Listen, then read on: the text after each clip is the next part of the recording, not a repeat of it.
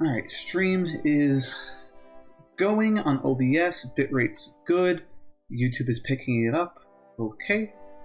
Hello everyone, and welcome to another Hearts of Iron 4 Poland Challenge. It's been a long time since I've done one of these, but as I get distracted by Mikey posting something in Discord, today I'm teaching Mikey how to play Hearts of Iron 4, so we're going to go through the basics. So, Mikey, say hello. Hi. Oh, and I need to stream through Discord, that way you can actually see. Yes. Yes, you do. There you go. It is running, right? Yep, it's running. Cool. So everything looks good. Oh, I guess I don't even need to be streaming on YouTube then. It's fine. This will be a little tutorial video, I guess, where I actually try and explain stuff.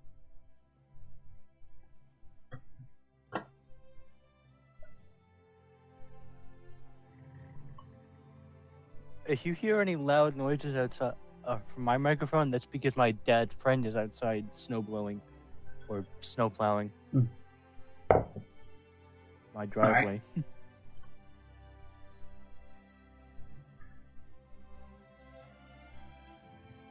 Come on. There we go.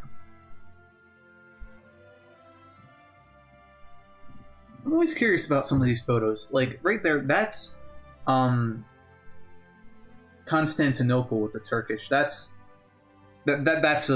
one's a fictional scenario of an American Civil War during World War II. So you can see the Confederate flag on the ship in the background. North or south again. Really? Yeah, it's one of the things you can do in game. It's a focus tree to cause the U.S. to have a civil war. Interesting. What were the odds of that happening? In real life, no. I mean, no. Not even close. Yeah. Not at that point? No. Even if people tried, it wouldn't have happened. It's a game thing. U.S. Army was too mobilized to just... U.S. Army was basically just united and mobilized enough for it to not be a non-possibility. That was one of the most united times in our country's history. 99% of people were all on board, doing their best. Everyone giving it their all at all times. Alright, so today we're doing single player, new game, Gathering Storm. Oh, so starting off right away, this is the main menu. Single player, yep. Multiplayer, your options, credits, which I've never clicked on, quit, and then some it's other... just all the social media tabs. Okay, so we're going to go to single player, because that's what we're doing a new game. Oh, there's a tutorial right there. Fantastic. Oh. New game.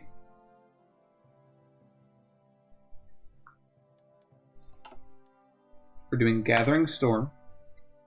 So basically this one just starts on January 1st, 1936. Just before the war breaks out in Asia. But for the most of the world, you have 4 years to prepare. And then August 14th, 1939, which is the day that Germany submits the ultimatum to Poland, I'm pretty sure. So we're going to select the first one.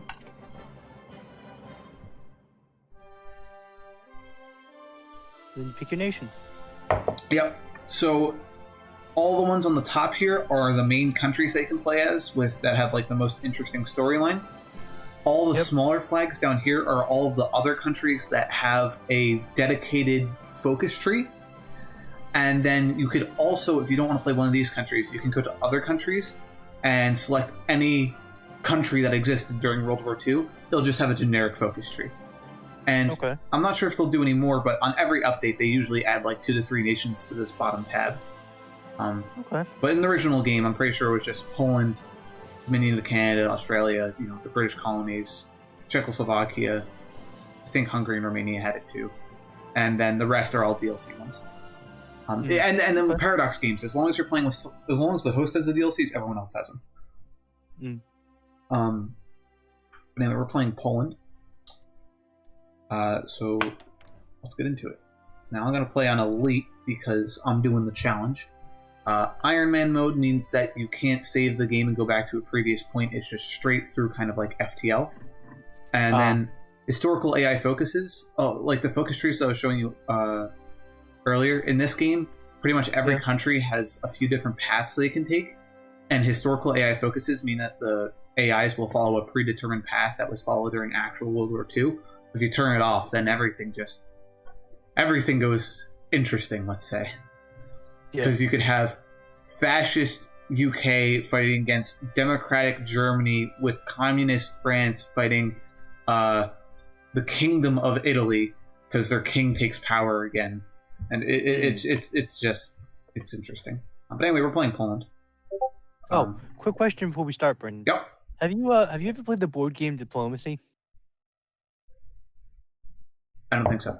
Not a board game. Oh, I think you'd like it. It's pretty fun. It's World War One. It's a World War One board game based around it's just France, UK, Germany, Italy, Russia,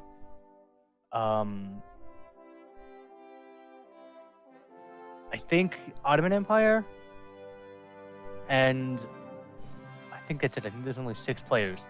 And it's literally just you move your pieces across the board. You get a certain number of submarines, or you have naval pieces, you have land pieces. It's very simplified. But the main goal of the game is to conquer through diplomacy, sort of. It's very interesting. You want a game that I want to play on this channel, but I haven't gotten around to? DeathCon. Yep. Really? What is that? It's a game based around what would have happened if the Cold War went hot, and it's a very basic and old game. I'm pretty sure it's it might actually be like 18 years old at this point, so it's a small game. But basically, just everyone dies. It's interesting. It's like you can try to do various things to save people and to defeat your enemies and stuff like that, but everybody dies basically in the end. Yeah, and a lot of death. It was actually shown that people who played DeathCon were more terrified of nuclear war after playing it than people who were shown all the signs and talked to and like shown videos and stuff like that. Because it's just the idea that you're out of the game controlling pieces and people are just numbers, and no matter what you do, you're safe. And but that's a game I'm gonna play. Anyway, Sounds fun. Oh, I actually got some viewers. Hello, viewers. Welcome to the stream. Feel free to make yourself known. We're playing Poland today. Anyway, let's get into it. Iron Man Poland number 28. So I played 28 games with Poland. And I don't know why this is flashing now. It's a glitch that came out with the newest update, I'm pretty sure. Or actually, it might be a glitch with the Old Man Blues deal, but that's turned off. I don't know. I honestly don't know why it's flashing.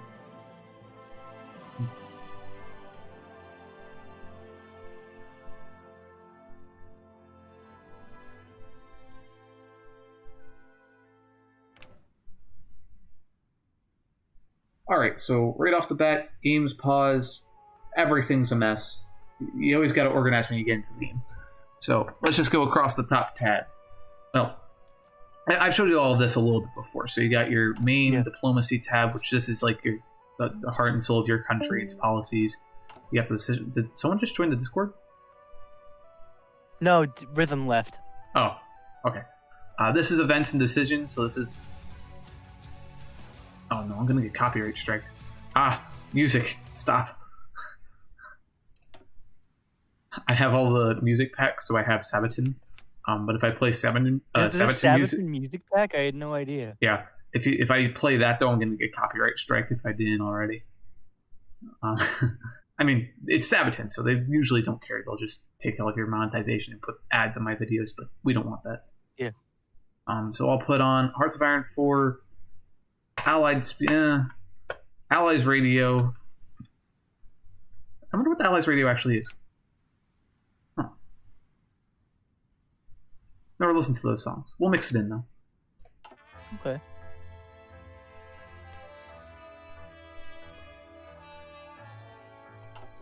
Anyway,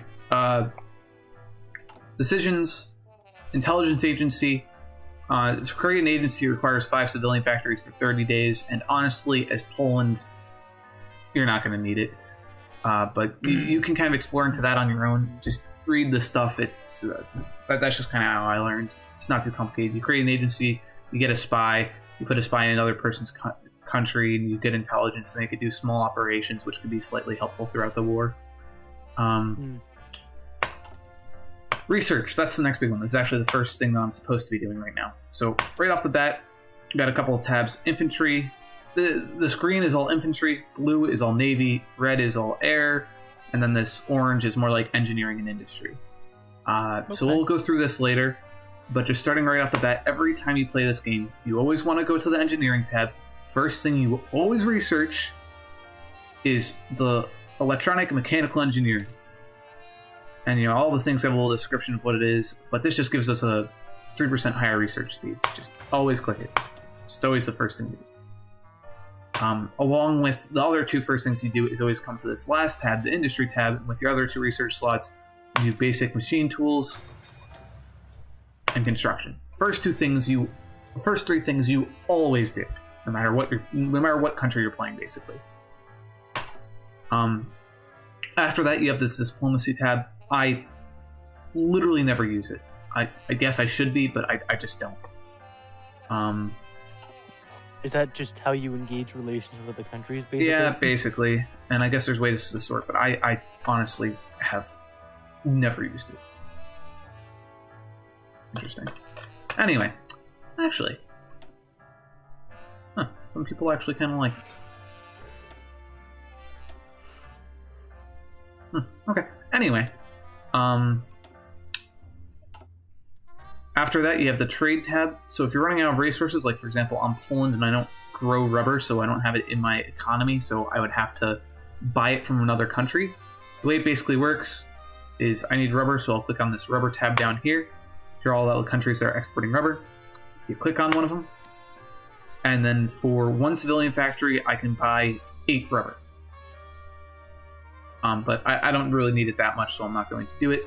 So that's how much they can export, that's how much is delivered to you, and then this is how many convoys you'll need to actually transport them from that country to yours.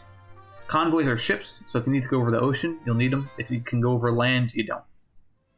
And it doesn't matter where they are on land. Like, for example, British Malaysia, I can buy rubber from them. They're all the way down here. But because it's technically collected by land, you don't need boats. A little bit of an unrealistic thing with the game. Next tab you got is construction. That's actually the next thing we have to be doing. So as Poland, I've just calculated by doing math that the most efficient thing to do is build one civilian factory. So I'll do that there. Actually, I'll probably do that down here. And then... Are there advantages and disadvantages to building them in specific areas? Yes. So there's this little thing called infrastructure, which is this little railroad, and then plus 50%. The more infrastructure you have, the faster things will build. And also, infrastructure does a lot of things. The first most basic thing is it's basically just like roads and being able to move around. So more infrastructure, the faster your units can move. The more supplies can be in an area. You can see like my country has a lot of infrastructure in the east and not a lot in the west. But also another thing that infrastructure does, as you add more, if a certain province has resources, the more infrastructure you have, the more resources you can get out of that province. So if I was to build one infrastructure here, I would get 1 more aluminum and 2 more steel. But right off the bat, I'm not building any infrastructure because I'm not going to need it. But the more infrastructure you have in a place, the faster you can build. So for example, civilian factory, I built it in a place with 6 infrastructure, so it'll build 60% faster than if I built it in a place with 1 infrastructure, or I guess 50% faster.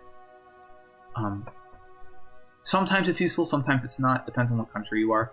Like, usually it's good to build a lot of infrastructure on your capital, because your capital usually has the most amount of building slots. Meaning that, like, if there's 10 buildings you can build there, because infrastructure doesn't cost a lot, if you build a few of them, then all those buildings will build a lot faster, you know? Yeah. But there's also, a lot of the times, you get special focuses to get more infrastructure on your capital, so you gotta be wary of your focus tree. But anyway, so it's Poland. Basically, we're going to build one civilian factory, and then we're just going to spam down the maximum amount of military factories on some of these 50% infrastructure tiles. And that's pretty much the rest of our construction for the next 4 years. The next tab we got is military factories. The way this game works is when you add a factory onto a certain piece of equipment, it'll take a while for it to reach its maximum efficiency to pump them out. Like, if you just tell a factory that produces shoes to start making guns, it's going to take them a while to retool to actually be able to produce guns in any significant amount. But if you start building them at the very, very beginning of the game before you unpause, they already start at the maximum efficiency, production efficiency. So the main things are infantry equipment, guns, support equipment. That's like radios, med packs, ammo Stuff crates, or right there, radios used platoons and other equipment used to support troops. Artillery, anti-air. I don't have anti-tank research, but anti-tank. Then you also got tanks and planes and stuff like that. But what I'm going to need as Poland is mainly infantry equipment, some support equipment, some artillery, which I'm not producing, so I'm going to produce those. And then if I want to later, I might actually produce some anti-air. Yeah, screw it, I'm going to do some anti-air. Because, German Air Force hurts.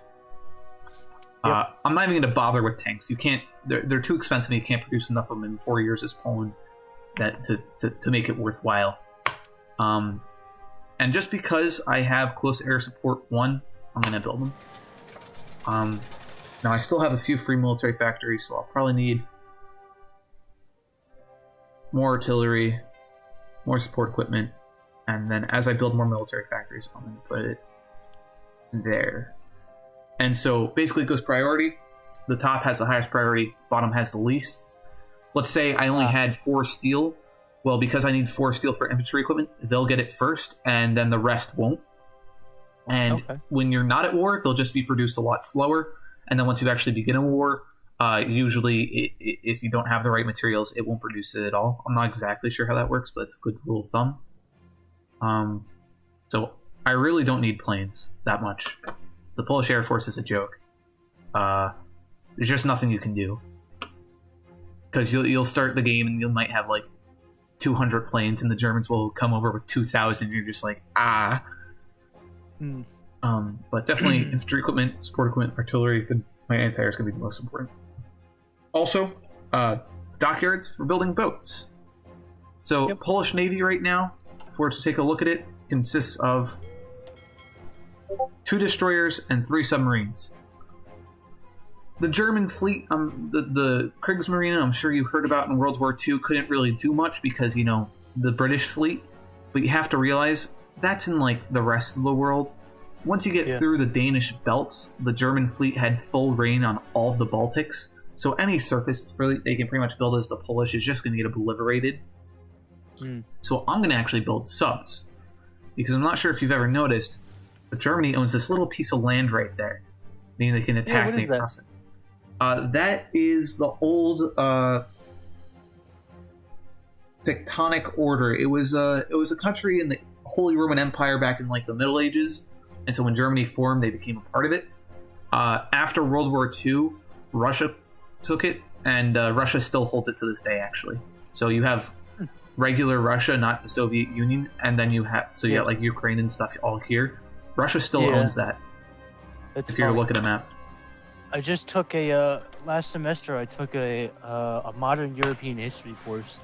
We went over all the weird little bits of Germany and all the weird little bits of Russia. And I mean, it was kind of rushed at the end, but it was a good course. Okay. It was useful at filling in the gaps that you don't learn in like global history course in high school. Okay. Anyway, the next tab is recruit and deploy. So you have a limited amount of equipment, and this is kind of where you can decide where it goes. So the first thing that I always like to do is I like to have my troops that are actually on the ground have guns. So I say any new guns go to the actual troops on the ground if they don't have them or if they need them. On the other hand, I don't need them to have good guns. I want them to have guns, but I don't care if they're any good. So I give upgrades the lowest priority. Operations, that has to do with like spies and intelligence agencies. I don't have that, and I'm not going to worry about that. So that's going to be just left where it is. Garrisons, that's like occupying territories. That's not going to be something we really have to worry about either. But this is where you could train and edit divisions. We're not quite ready for that yet, so I'm going to skip that. And the last tab is logistics. This is where you can actually see your... So it just goes in alphabetical order. I'm producing 0.1 anti-air a day. I have 0 in reserve. It requires steel to make. I'm producing 0.2 artillery a day. I have 0 in reserve. It requires steel and tungsten to make. Infantry equipment. I have negative 35.9 per day. And I'm also negative 276. Also, if you hover over deficit, it'll tell you how many days till the shortage should be over. So this says 68. These numbers aren't perfect though. Like I'm probably missing like 40,000 guns in my military right now, but it just hasn't updated because the game hasn't started. And I'm losing 35 a day because your units can only be reinforced so fast. It's like maybe 1% of the unit's strength can be reinforced per day. So if it's missing 1,000 guns, it can get 10 a day, meaning that this is only going to be it's only going to take 10 out of here. Support equipment, aircraft, convoys. If we look towards the very top, you got political power. This is required for focus trees, decisions, and doing laws in your government. The stability of your country, you always want that to be as high as possible. Your war support, so how willing are your people to actually fight to go to war? This also will affect a couple of other things, like some things that you can do. Like, for example, if you have a civilian economy and your war support goes too high, your people will ask that you raise it, and it will actually allow you to do it for free, because usually to raise this it costs 150 political power, but if this is high enough, then your people will ask you to do it, you can do it for free. So that's nice. But also if you go too high and you have low war support, they'll make you knock it down. Otherwise you lose stability. That's your manpower. So if you just read through this, you see I have 150 free. My army uses 320k. Air, Navy also use some. My total manpower is around 500,000. That's because I have 1.5% of my core population available, which is 31 million. And I can make that go higher by changing my conscription law from disarm to volunteer to limited conscription, so on and so forth. Then you can also see how much it's growing. Like I gain 585 recruitable population every month of just, people growing up, the country growing. Yeah. Factories. Time advancing. Yeah, time advancing. Factories, military factories, naval dockyards, civilian factories, those all add together to give you this total number. And it also says how many you're using. Fuel, because oil's important. So every country gains just like a base amount per day. They have a total amount of storage. A couple of things will affect that. I'm not going to really need fuel except for my submarines and my air force, so that's not too big of a worry as Poland. And the final one's convoys. So those are the ships, just like cargo ships. They can be used for a bunch of things, and also they're quite easily sunk. Then down here you got command power, army experience, navy experience. We'll get into that in a minute. Going back to the main tab, national focuses. That can also be reached by going to Poland and selecting one. So this is our focus tree. There's a couple of things we can do. The first thing I always do, though, is develop Polish shipbuilding, because you just get a free 3 naval dockyards, and that's quite a bit. So this is basically all the navy stuff that I'm going to do for the entire game, and I'm just going to put them into building subs. The next thing we gotta do is we have unassigned divisions, but I can actually press play on the game now, probably. So unassigned divisions just means that these divisions aren't in army groups, they're just kind of sitting there. But Okay.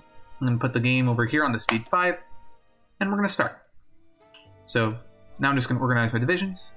You do that by left-clicking and highlighting them all. Dragging. And then right-clicking into a new division tab. And now they're part of a division.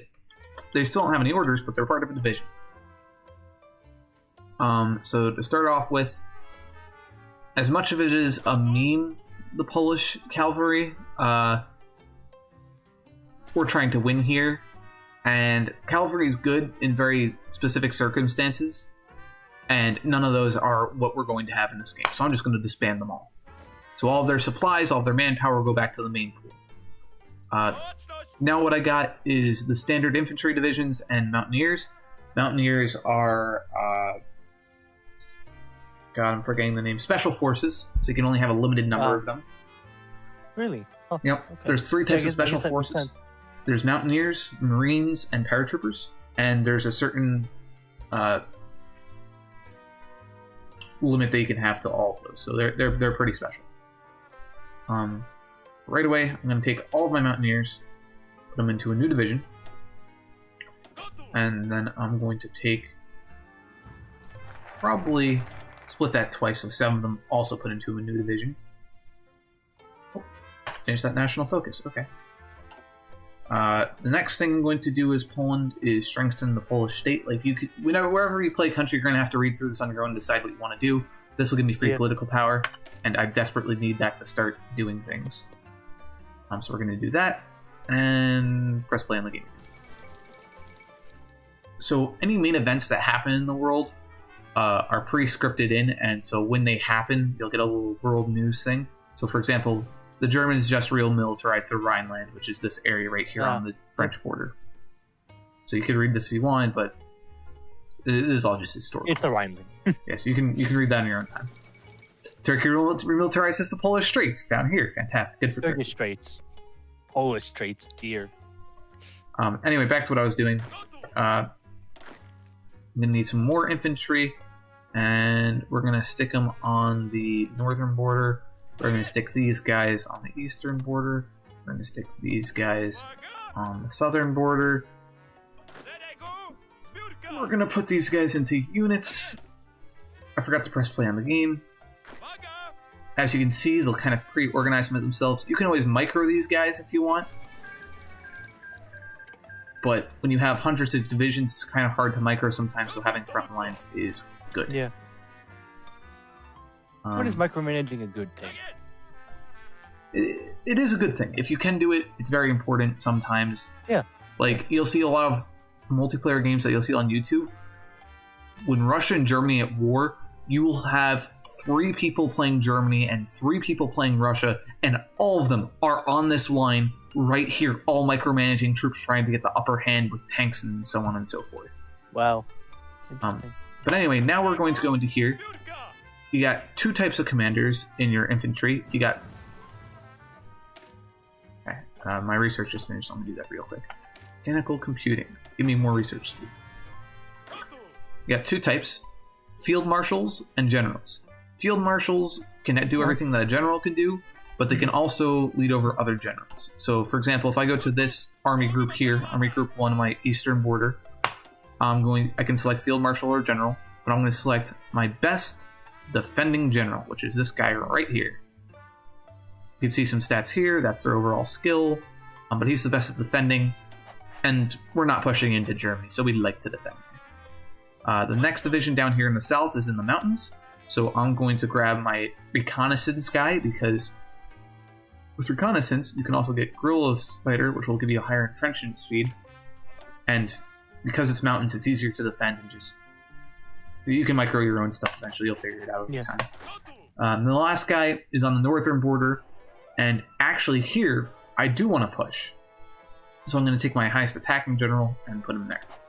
And the way I'm going to push here is I'm going to try and use my subs and place mines and torpedo their convoys, bring supplies to the German troops here, and then slowly push in and destroy their divisions, and then take all the troops here and reinforce these lines. And then finally, I'm going to grab a field marshal. So I'm going to grab a defending field marshal for these 2 lines, and then this guy over here, which I'm going to push with, I'm actually going to grab my attacking field marshal.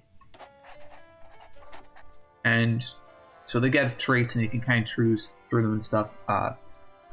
Organization first is the reinforce rate, and then there's also a recovery rate. So all of your divisions have, like I was saying earlier over the phone, strength and organization.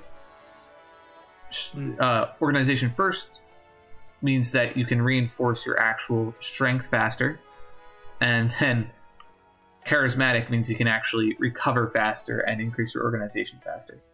So I usually go charismatic. It's usually better in the long run, or in the short run, I should say. Because I don't usually have my units getting too badly damaged in terms of their fighting strength. So I'm just going to do charismatic for both of them. And then I think the rest of my generals can't get any upgrades. So that's it for now. We can press play again. Actually, what I can do is I'm going to come here to this guy, and I'm going to make him an offensive line. Doink, doink, doink, doink. So when the war starts, eventually, so you have the front line, right? So that's your basic line. What border they're going to be on. Then you have a couple of other things, like for example, right here you can exercise and train your troops. They'll do two things. The first thing is it will give you army experience, which is up here, which I'll go into in a minute, and it will give you it will increase their level. So there's several different types. It goes green, meaning untrained. Trained means trained. Regulars, meaning that they have a little bit more than just their basic training. Seasoned, which is a level above regular. And then veteran, which is the highest. And each one will do a different trait. So trained, no bonuses. Green, 25% combat debuff. Regulars, 25% modifier, like bonus. Seasoned, 50%. Veteran, 75% bonus. Yeah, okay. So you always want to train your units if you can. If you click the button, it'll just train all of your units indefinitely. But if you shift click, it'll exercise only the ones that aren't regulars up until they are regulars. So we finished the Polish state. I'm immediately going to go defensive focus, because this will give me faster military construction speed by 20%, which is fantastic. And also I now have enough political power because of that focus to modify my government. And right away, I'm going to go partial mobilization. I'm also going to train these guys, and then press play. So anyway, going back to this. So front line, then you have an offensive line, which is what I drew. That's where they're going to try and reach. And if you hover over the arrow, it kind of shows the ideal path that the commander's thinking about taking. Okay. You got a spearhead. What that means is they'll garrison the whole front line if they can, but they'll concentrate themselves along where you draw your spearhead. So if I have this whole front line drawn, but I do a spearhead from here to here, then the majority of the troops will concentrate down here. There. That way they can do a spearhead into the actual country. In terms of research, by the way, and basically any of the things that require time in this game, like doctrines, or whatever the hell this is, focus trees. There we go. Your focuses. Once they finish, if you don't immediately click on one, you don't need to always pause. You have 7 days to choose one, and it'll just kind of, you have 30 days where it will save research, and then you could kind of choose. And then when you click on something, it'll put that 30 days of research into it. Okay. Anyway, going back to the industrial tab, because I just finished basic machine tools, we have a choice between a couple of things. Oh, another thing is you have years on the left side. This is a 1937 tech. It's 1936. If I was to research it, it'll take a time penalty. So because it's 0.53 years ahead of time, it'll be researched. So trying to get ahead of actual technology gives you a it will research slower. You could still do it. Okay. As the French, you can research 1944 trench systems in 1939, but it's going to take like 6 years, or it's going to take like 2 years to research it instead of 60 days. You'll still be ahead of time. You can get buffs to make you research that faster and stuff like that, but it gets slower. It's kind of, so it keeps everyone kind of similar. And then also is Balancing. as things get behind, you get a small buff on research speed. So like if it's 1945 and I haven't researched the 1922 cruiser, it will take like 40 days. Okay. But that's a much smaller buff than the debuffs you get. But now in industry, I have these, which I want to do. This is basically concentrated industry or dispersed industry. That means whether your factories will be in like factory districts in your cities or they'll be spread out kind of just everywhere. Majority of people just go concentrated industry because you get more, or you get a slightly higher output. But dispersed industry has a lot more different buffs. Like for example, conversion speed bonus, meaning if you have a factory producing shoes and you switch to guns, it can switch over a lot faster. It's less vulnerable to be bombed, obviously, because your factories are in different parts of your city, and stuff like that. But most people just go concentrated. And for Poland, that's pretty good because by the time that Germany can bomb out all their factories, it's pretty much always already lost. Going back to your units, the next thing you got is a fallback line. So I can make a fallback line here, right? Secondary, yeah. It's a fallback line. It's a retreat line. Exactly. And if I want these units to go there, I can control left click, and they'll all be assigned to it, and they'll go to there instead, and they'll dig in and try to defend that line instead of the border. And you can have multiple of them drawn and stuff like that. Yeah. Oh, Spanish Civil War just broke out. Oh boy. Yeah, they're having a good time over there. Yeah. Next thing you got is area defense. So this one, I'm not actually going to do it, but you would collect provinces, and then you have a couple choices on what they'll defend in those provinces. So they'll defend victory points, naval bases, coastline, airfields, and forts, and you can turn them off or put them on. You can kind of mess around with that on your own. Then there's also division assignment mode, division unassigned mode, which I accidentally just clicked. Whoops. Edit mode, so I can edit this front line by clicking on the edge and right-clicking and dragging it down. And then delete orders. I know a lot of the hotkeys for this, so I'm probably not going to click on a lot of them, but they are here. Then you also got, the training that I was talking about earlier. How fast they'll execute the plan. So you have three choices. They'll carefully execute it, they'll execute it in a balanced manner, or they'll just go for it. They'll go as fast as they can. For the most part, balanced is fine. If you're trying to blitzkrieg as Germany or something, you really want aggressive because you don't have to worry about the French counterattacking and stuff like that. And basically what that will do is, let's say you get a hole in the front line here. If you're unbalanced, they won't move into these provinces until the rest of the line kind of gets advanced towards with it. That way they can't get cut off and surrounded. But if you're aggressive, they'll just flood through that hole if they can. And it looks like I need to do a national focus. Okay, so I have defensive done. That's good. Next thing I'm going to do, slide all the way to the left, and I'm going to start getting some of my industry things, like 4-year plans and stuff like that done. I'll be back in a sec. Gotta go hang this up.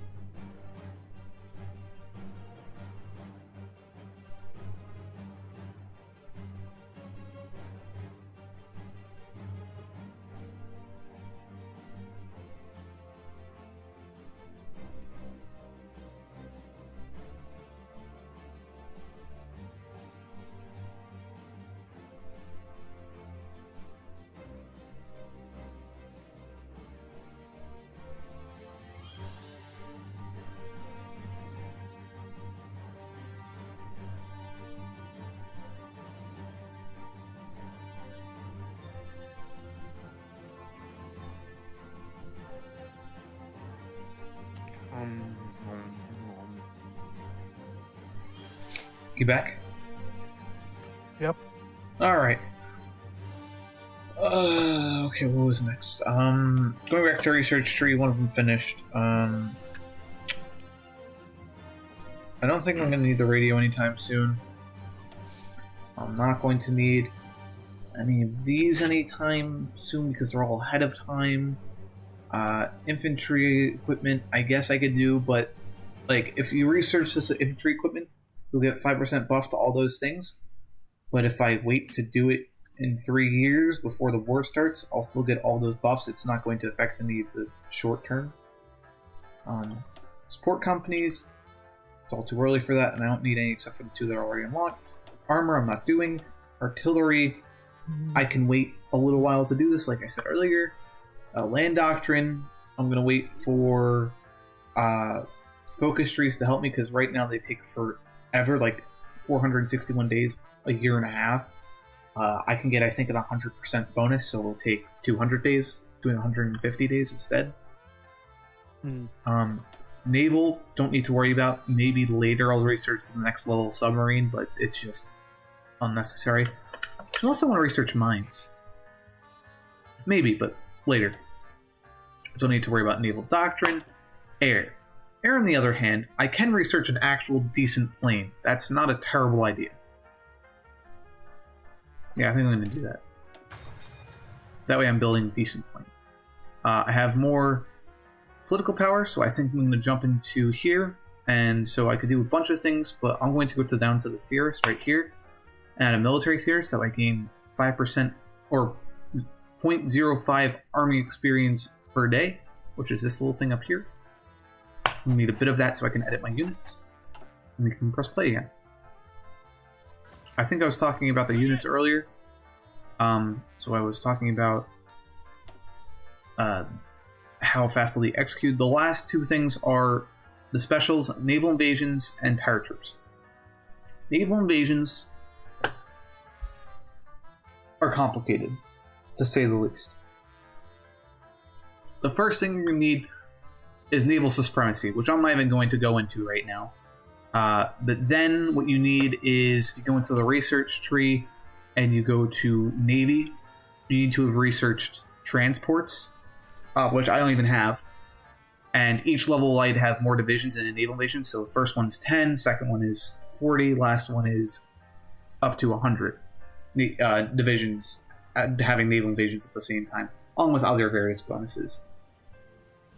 But basically, you would take them, you click naval invasion, you click on your port, and then you right-click on where you want them to land, usually another port, because the only way supplies can go over water is via these ports, which have these little anchors. You can build ports also wherever you want, but not a common thing. I'm going to do expansion of new towns in my focus tree, because that gives me a free civilian factory, which is just fantastic. And we can play. Oh, anti-common term pack. So Germany proposes that we sign a pass to against basically Russia. Now, if I join this, it'll really piss off the Russians, but if Russia was to declare war on me, the Germans would come to my defense, we get a little bit of research bonuses, stuff like that. But knowing that it's actually Germany who's going to invade me instead of Russia, I'm going to refuse this, which is going to piss off Germany, and they're going to invade me like an extra 2 months earlier, I think. But Russia actually won't ever hate us, so they don't actually invade. They still sign the Molotov-Ribbentrop Pact, but they just take the territory then. They don't actually help the Germans. We can modify the government again. I'm probably going to go to a political advisor and do war industrialist. That way my military factories build faster. Anyway, the last thing here is paradropping. So in order to paradrop, you need 2 things. A, you need a unit that can paradrop, which the only one that can do that is the specially trained paratroopers. And I don't have those unlocked yet, because I haven't researched them, and I'm not going to, because where am I going to use it? And in order to do that, you need a few things. First thing is air supremacy instead of naval supremacy. Research bonuses, fantastic. build me faster. And then... Hey.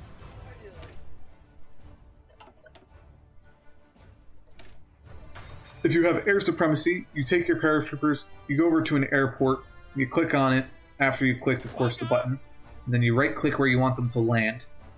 And then also you need transport planes, which are... I don't even know if you have to research them, actually. No, you don't. Transport planes are that one, which everyone just has researched automatically. Alright, so I have more military factories now, which is very tasty. I know I'm going to need a lot more artillery and a lot more guns for when we actually start training units. So let's just put them there. Oh no, that's anti-air. One artillery a day. Yeah. And that's pretty much every tab and all of the basics. The only thing else I can think I can explain is just this tab a bit. Conscription level, so how much of your population is available to be recruited.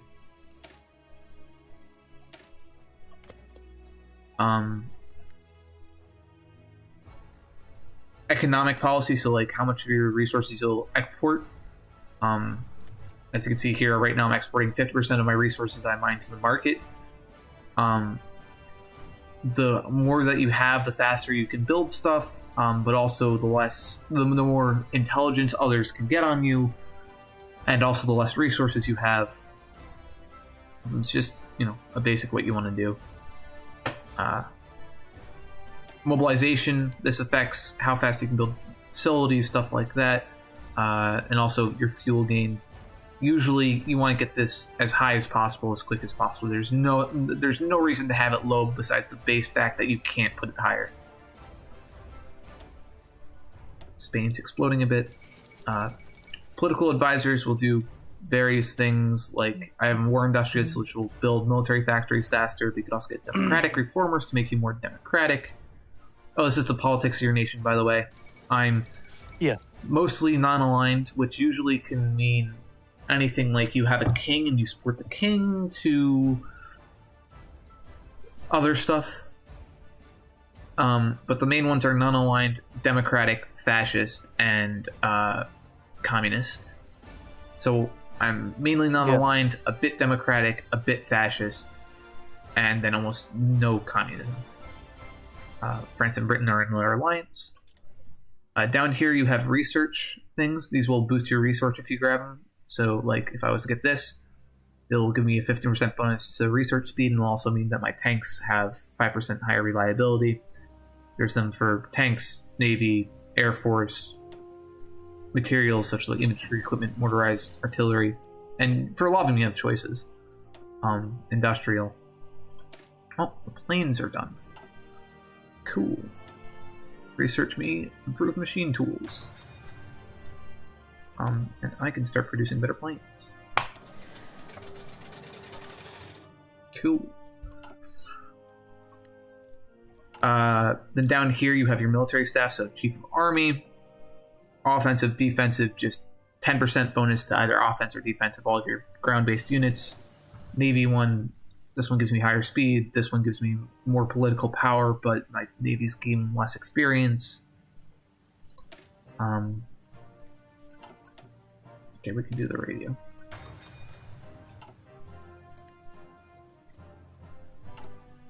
Air Force, and then high commands, which are just a few other ones you can choose. Like this one is infantry expert. That means my divisions get plus 10% attack and plus 10% defense. Really great, actually. Shoot, I went down the wrong tree. I went down the wrong tree. I was supposed to go down the 4-year plan to get an additional research slot, and I really need that. Oh, whoops. Alright, so I'm going to be a little bit of a disadvantage this game, because I've already screwed up slightly, but that's okay. Oh, it looks like Japan just declared war on China, or they're about to. Spain's still exploded.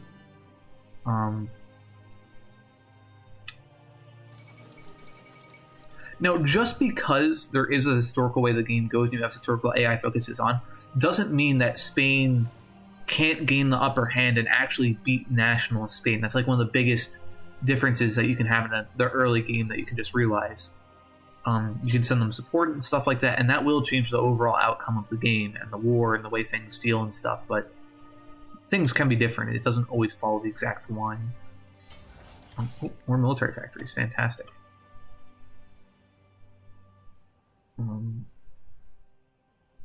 Probably start producing some more planes, actually. Try to have an Air Force. What the hell was I just talking about?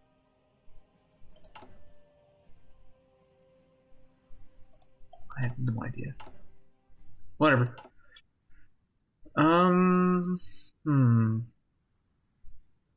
What else? I don't need to do any of those decisions. Just getting back to the game. Oh, anyway, with the focuses, you really got to look ahead at what the focuses will do. Like, for example, the Central Region Strategy and the 4-year plan are basically the exact same thing, except for I always do the 4-year plan first, because if you look down here, you get an extra research slot, which is amazing. I accidentally went the other way first, and thus I'm going to be 200 days behind on my regular research this game.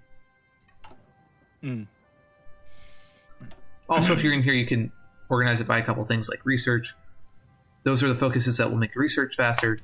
These are the focuses that will give me political power. These are the focuses that will help me with industry, either by giving me free factories or help you build factories faster or something like that. This will give you more manpower. That will give you more stability. And that will increase your war support. And there's some of them that don't do any of those things, but if you need to quickly look through.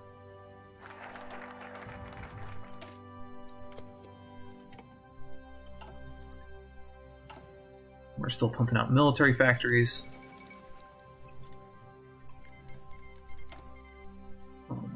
That's good. Excuse me. Infantry expert.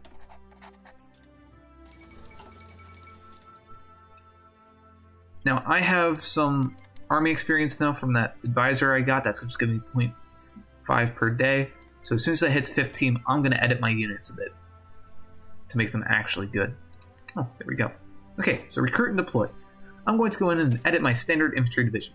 Right now, all it is 9 battalions of infantry and some cavalry. So the first thing that you'll see, or the first thing I want to point out, is their speed is 4 kilometers per hour normally, and their combat width is 18. Combat width kind of works in like a rule of 20, so usually you want to have a multiple of 20. And also I want artillery in these divisions, because artillery drops your organization, but it gives you a bunch of soft attack, which is good against infantry units and stuff like that. So right off the bat, I'm just going to switch these two off to artillery, which will increase my combat width, increase soft and hard attack, drop defense, drop organization, drop a bunch of things, but overall it's worth it. And actually that's all I can do right now. But later I'm going to come into the supported companies, which don't change your combat width, and I'm going to add in engineering company and support anti-air. It's basically a third of a battalion, which are these, and so they'll give you a third of the stats for something like the anti-air, where if you add anti-air straight into it, so they don't affect your combat width or your speed and stuff like that. You can airdrop them. Engineering company, you can't actually get those as a battalion, but those will... I'll worry about that later. Whatever. Anyway, so that's some real divisions that I can now have, and I'm going to start training them. So as you see, I have no supplies, and thus my units can't train, which is unfortunate. What am I actually lacking? Bunch of guns. I'll have enough in 200 days. A bunch of artillery, which I need a lot more artillery. Okay.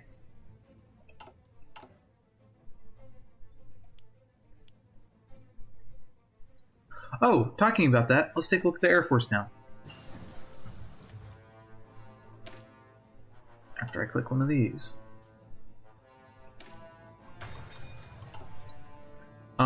So if we go to our Air Force tab, or Air Force map mode, you can see I have 2 groupings of planes at 2 airports. First thing that I like to do, just a personal preference, I like to set these up in multiples of 100. Just easier for me to work with in my brain. They work kind of similarly to infantry in terms of training them.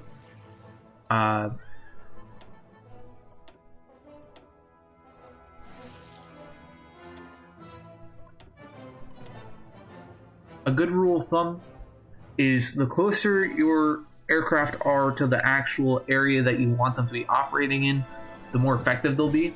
Like, for example, this is their maximum range, that circle. Yeah. But if I tell a hold on, trying to make me actually do research. If I tell this close air support aircraft to go fight on this province, and let's say there's actually a battle going on here, it's going to take them forever to get over there, and they're not going to have long there to actually fight, and then they're going to have to return. So their overall effectiveness is a lot lower than if they were fighting in this province, for example. So, like, let's say they can do 10 damage to a unit's org on this one, they can only do 1 there. So range is important.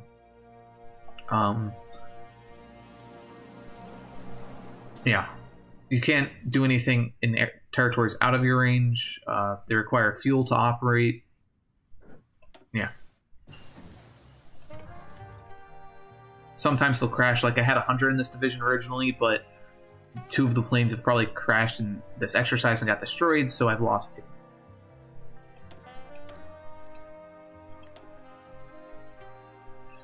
Don't need that. I'll do that. And then while I'm here, let's take a look at our Navy. So our Navy can actually get commanders for this one. I only need 1 commander. First one's always free. Oh, bold, fantastic. That's actually a decent stat. A couple things that you can do here. Automatic reinforcement, so as a ship gets sunk, you'll replenish it up to the number you want. I'm going to set it so it has 20. He has 20 submarines in that group. I only have 2 destroyers, not building anymore, so that doesn't matter.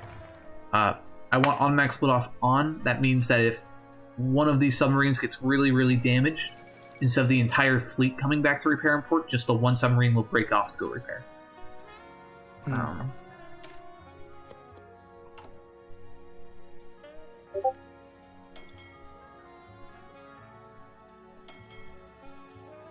Also, the repair priority, the higher it is, the more likely they are to go to repair. There's high, medium, low, and never. And then also their engagement. Right now I'm engaging at medium risk. You can engage at low, medium, high, always, or never.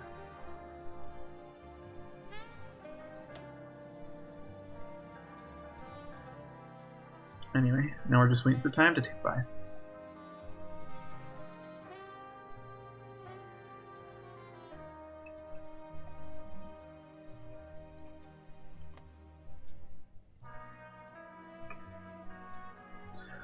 Get into my infantry slightly. I'm gonna add an engineering company. Do I have enough support equipment for that? Oh god. Yeah, I'll have enough by the time the war starts.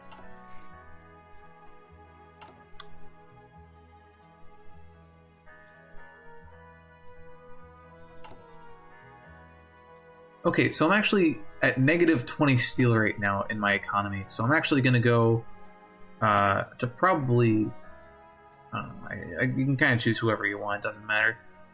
When you trade with a country, they'll like you more, and also your civilian factory will go to them, but also their resources will go to them.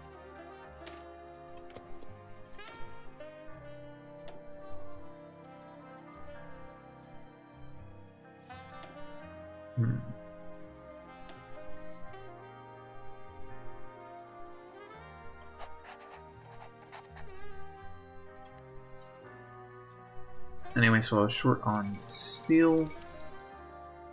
Short on tungsten.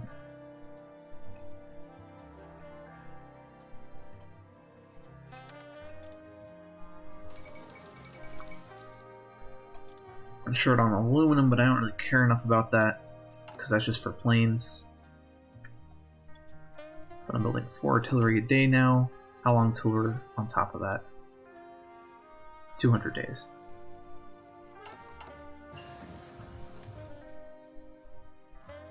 Need more artillery.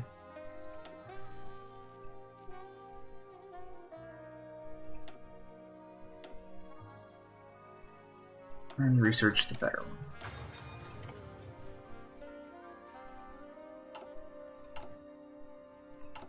Anyway, as you can see, all these units are almost trained up. Because they don't have artillery, they can't train with it.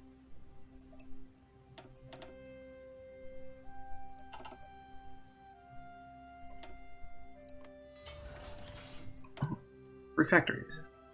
Fantastic.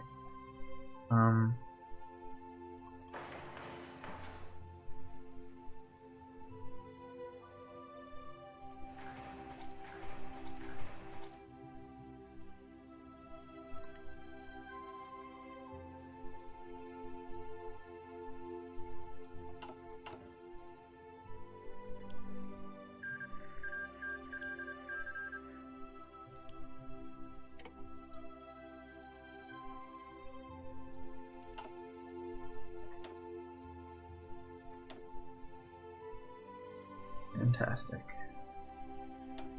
Everything's going to plan. Anyway, I'm going to train my navy right now. I completely forgot about that.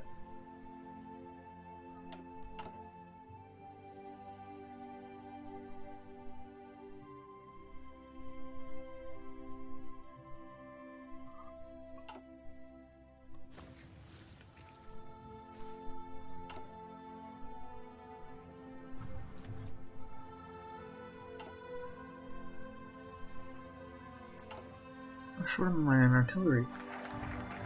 Oh god, I'm way too short on artillery. This is not going well.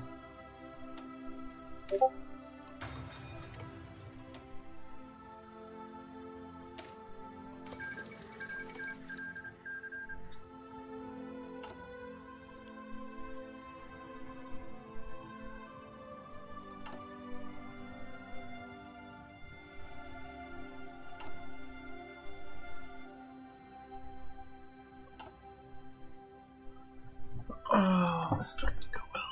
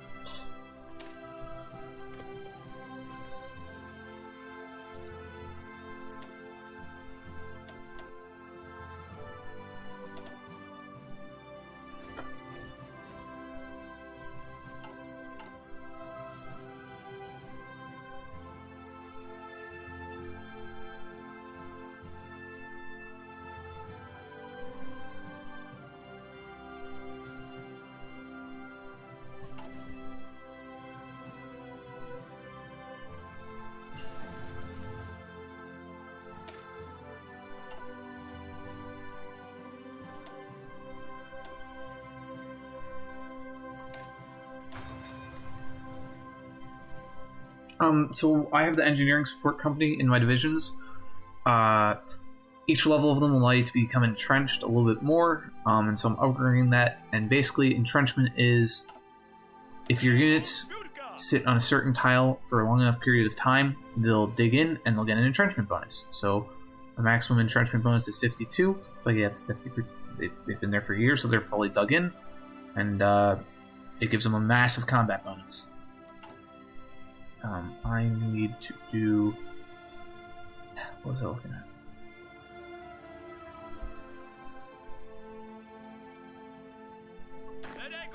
Oh, I need to train him. That's why. Oh, right. I need to add that anti-air to him. Forgot about that.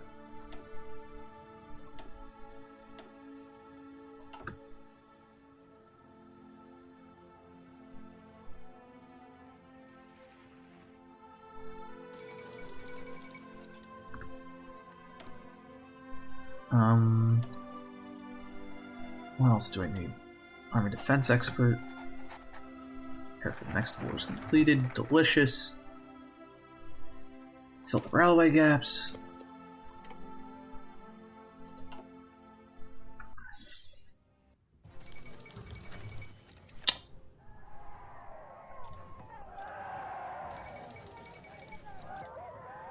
So our Prime Minister has come back from his third and greatest journey.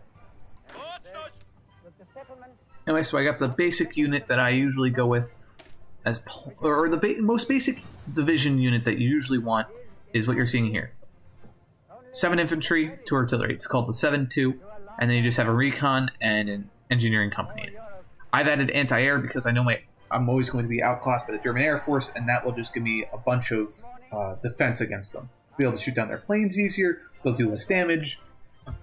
Overall, just a good move. Otherwise, honestly, my units probably couldn't even move if I didn't have anti-air of any kind, because every time they went out into the open, they'd get mowed down. Got a bunch of units training, that's good. And now I'm going to start doing a grand battle plan.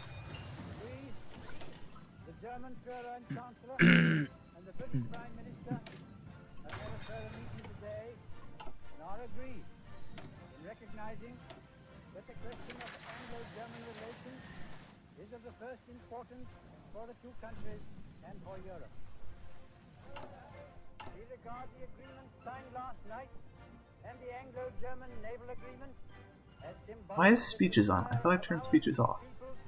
Never to go to war with one another again.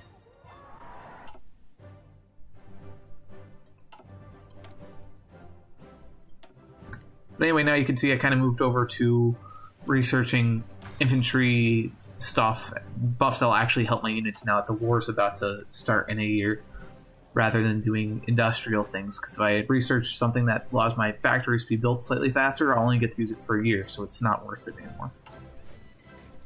Oh, and look at that, our first units popped out. Just going to throw them into a new division and start them training.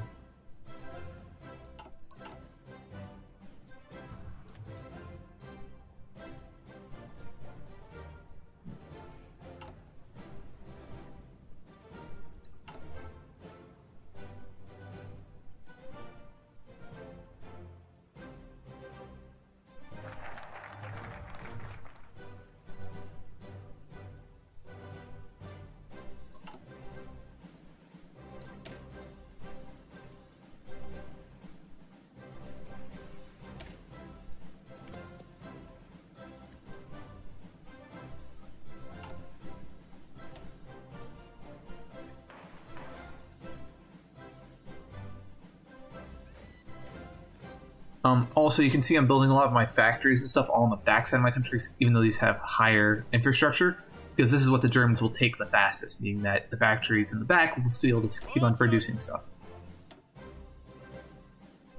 Oh, right. Maybe still training, that's fine. I'm actually going to go in and now edit my Mountaineers to have an engineering company, because I can. More units are popping out. Everything is going to plan.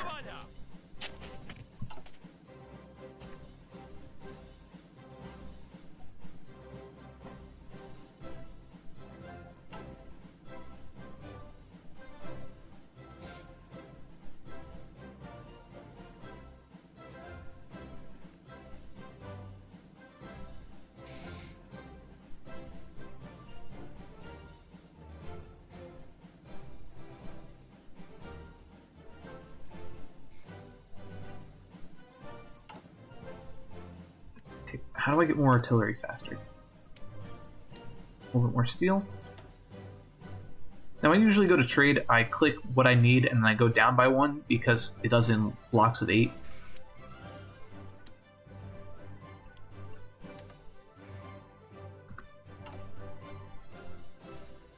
Oh, fantastic. Now I'm producing 5 a day. Regulate defense of Poland. First unit's ready to be sent to the front.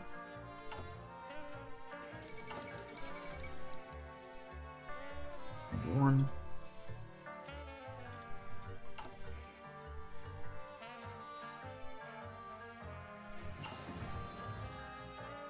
Engineering Company 2, that's very useful. Do reconnaissance 2 while I'm here.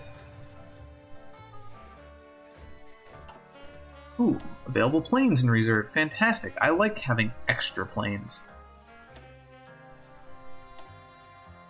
Should only be fighters, but you do what you can do.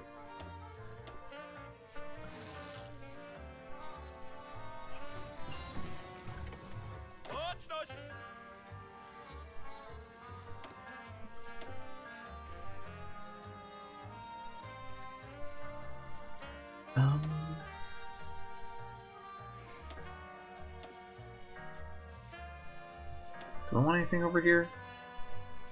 Nah. Let's get every buff possible.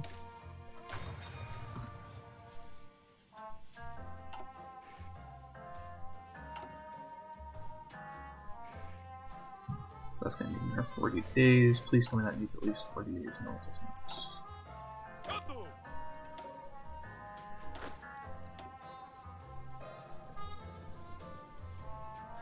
You can see, well, we've been preparing, so if the Germans, as the Germans start to fill up the border, so are we. Well, next bit of politics. Let's get limited conscription going, that we don't run out of manpower. I'm guessing anti-air is our biggest deficit now. Yeah.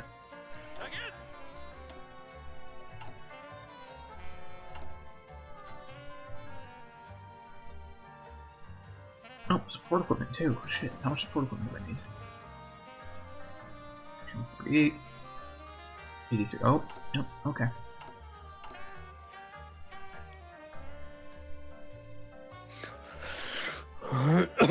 You alright, Mikey? Yeah, I'm fine.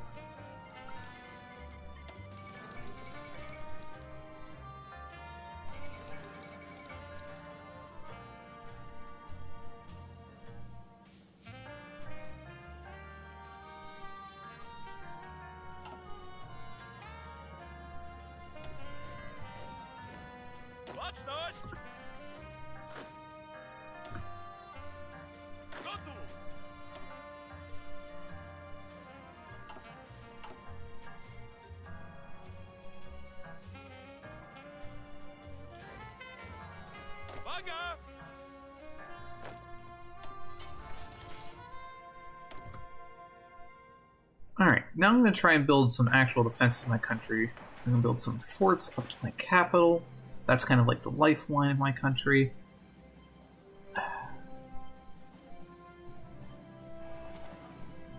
I'll get one more military factory up first, though. Do you think you'd be willing to visit Warsaw if you got the chance? Maybe.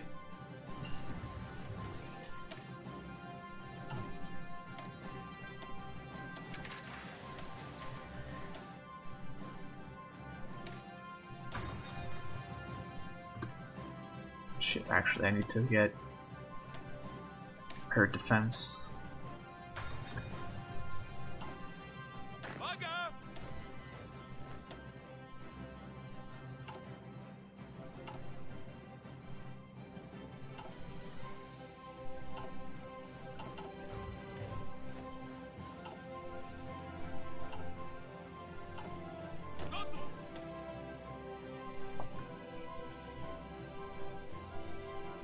Oh god, the war starts soon. I got like 3 months and I do not have enough units. This is hashtag not going to go well.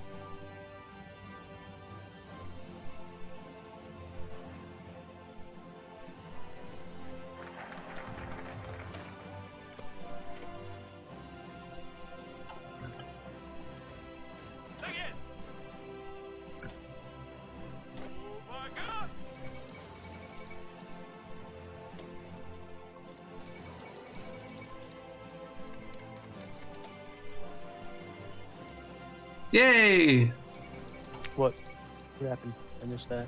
I'm getting my independence guaranteed from France, meaning that if Germany declares war on me, the Allies will come to my aid, rather than me just getting run over by Germany and World War II not actually starting.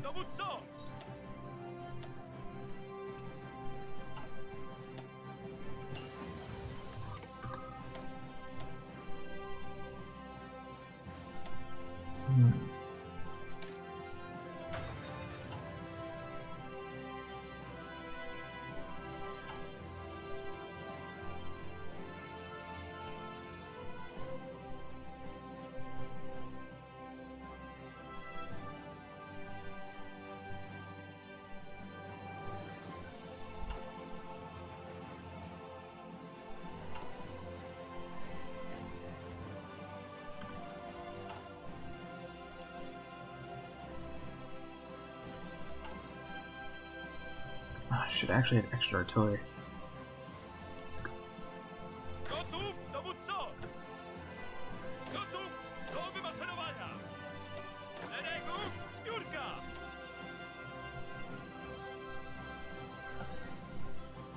So usually I like to have this northern battalion completely full, the southern one at least at like 15, and I do not have enough units.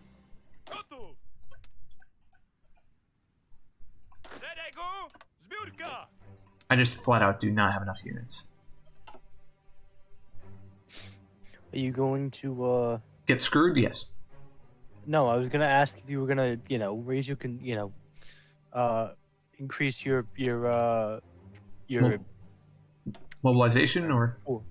No, I was gonna ask if you were gonna do more conscription. So I have enough manpower. I don't have enough guns to give my division, so I can't actually. Ah, okay. Yeah.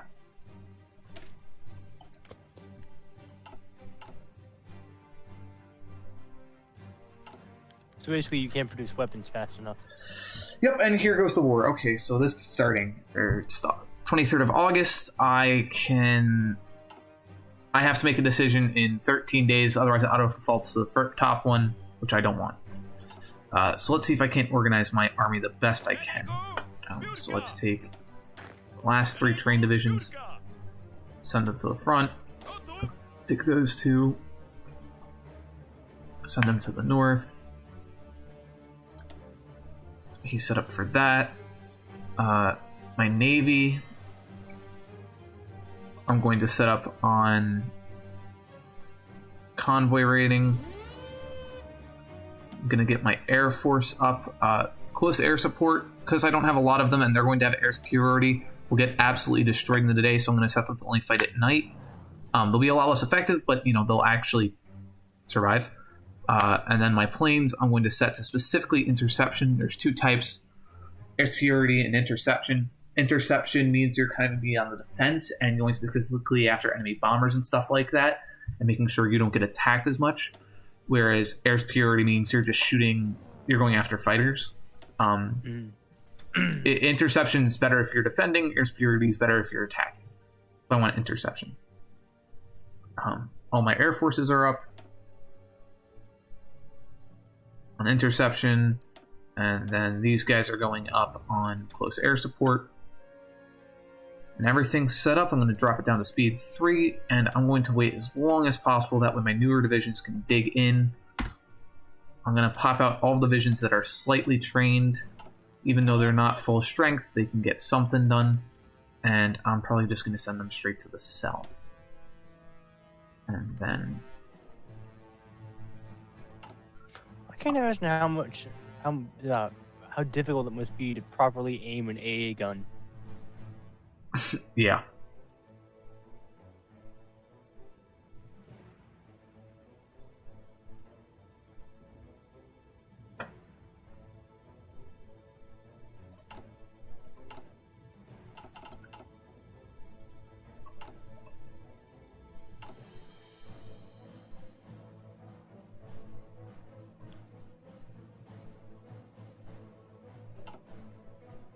Oh, wait, I wasn't actually paying attention. How many days do we got? I got 7 days. I have a week to let those units dig in.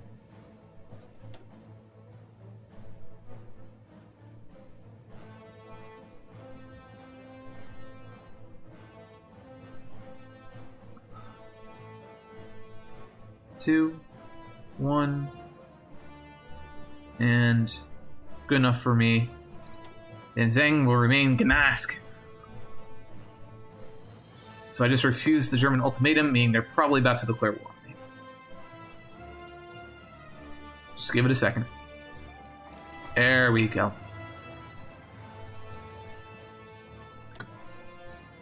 So the first thing I'm going to do is grab my navy and select my destroyers and set them to mine laying. I'm just going to take these guys, add them into that. So I have more mine layers. And then I'm going to... My army's doing the best it can wherever it is. Air Force is up. We are ready for the war to actually begin. It's me versus Germany. I have 50 divisions. They have 67 through 172. We are fucked. They have 3 times the industry. There's literally nothing I can do. Except for the fact that I'm defended by France and England. Now, it's still not going great. As you can see, we're losing most of the battles. But we're trying. Invite the faction from the United Kingdom. Yes.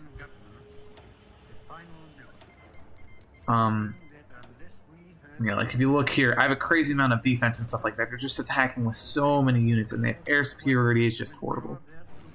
Like, if we take a look at the air, I'm losing 1 plane a day, they're losing 2. They're doing 3.1 damage to my divisions, doing no damage to my buildings, and I'm intercepting 8 of their planes. 8% of their planes. It is just not very cash money. And I would love a Lend-Lease.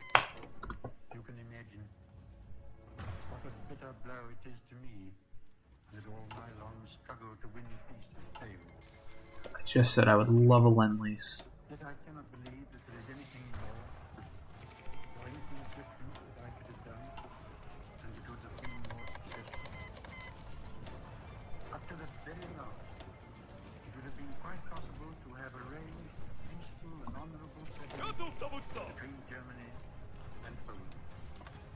So field marshals, they like to set up a line with multiple army groups over an entire border, so I just switched it, so instead of being on the Slovakian border and the German border, now it's just he's guarding this entire border with my enemies. And I'm about to be encircled, so I'm going to pull out. That's where that microwing thing comes in.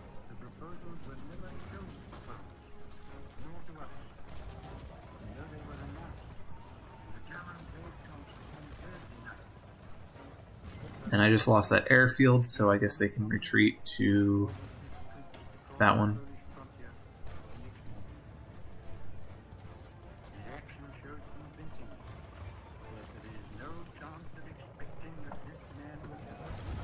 What the hell's going on here? How am I already losing the port? Yeah, I was about to say, bullshit, I have so much more... I'm doing so much better.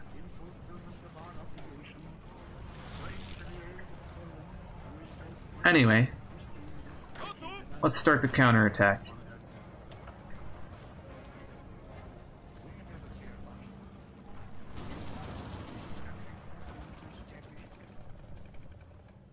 situation in which no word given by Germany's ruler could be trusted, and no people or country could feel itself safe, is becoming intolerable. And we have resolved.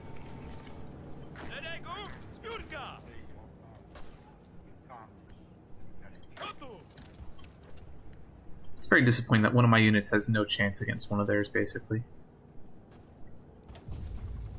Which is why the only way you can really push in the north here is if you get that naval superiority. Which ain't gonna happen. But if I can wait long enough, the British will send divisions into support, which is why holding this little path is very important.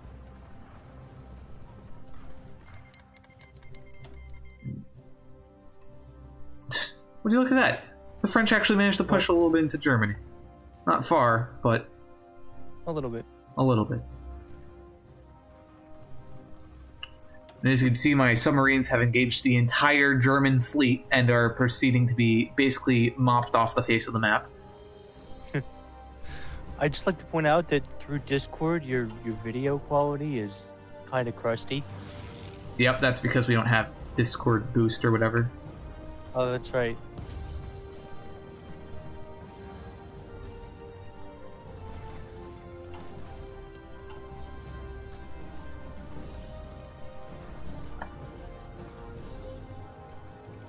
Come on, where are those convoys?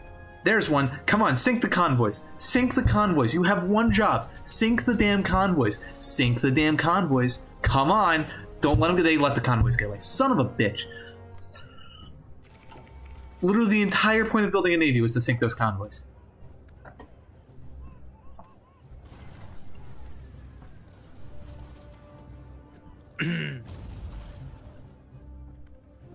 At least the south is holding. That's kind of surprising. I mean, there's hills down here which give a pretty good defense bonus, but yeah. What? Yeah, I'm looking at that area. What the hell is down there? That is Slovakia. Ah, okay. The country of Slovakia. Okay.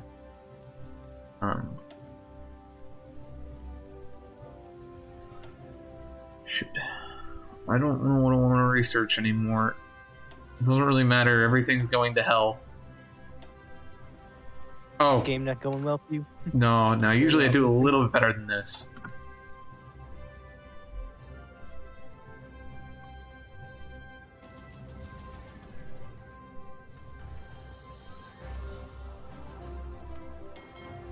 Convoy rating. Where's the other fleet?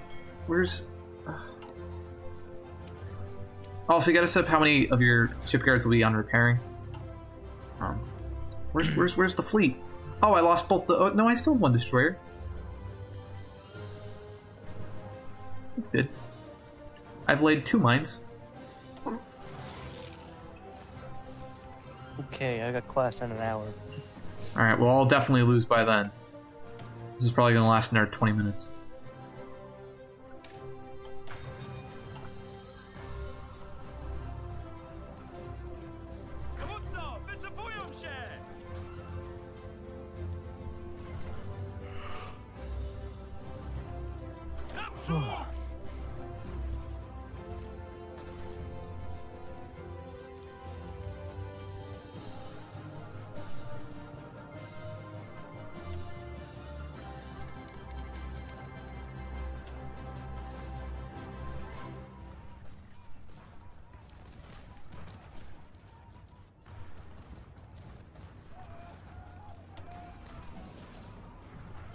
But anyway, let's look at the stats. So, I'm well on my way to capitulating. I've lost 76,000. The Germans have lost 170,000. So, at least my kill-to-death ratio ain't bad. Oh, please tell me we sunk some convoys. Yes, we sank some convoys. It's your whole entire reason for existence. Sink the convoys. I can modify the government. Let's go to total mobilization. Not that that really matters at this point.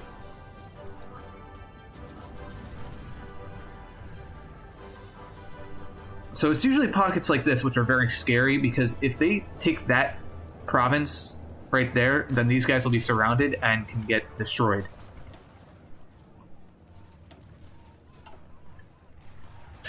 Oh, the north! It's open!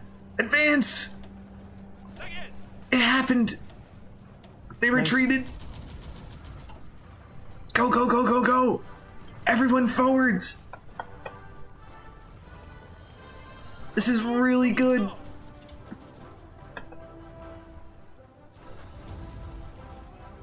That normally doesn't happen. That was the AI being pretty stupid. If I can get the ports, then they all are trapped. And I can refocus those guys on the defense of Warsaw.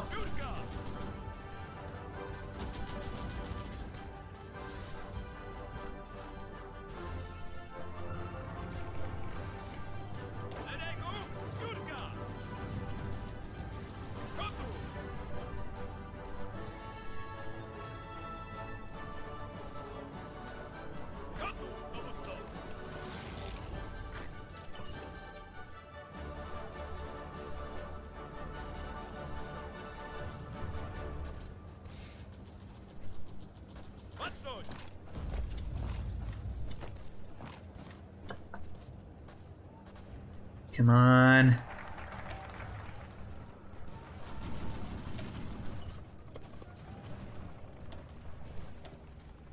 Oh, well, there goes the rest of the Polish Navy. Basically just got blown up by the German one.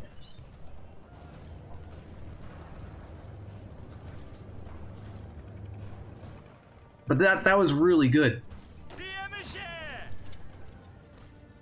That was excellent. That doesn't usually happen. What is happening? Did France push into Germany further? No. That's fantastic. That's exactly what we want. Oh, when the game's paused, that's why it's not progressing.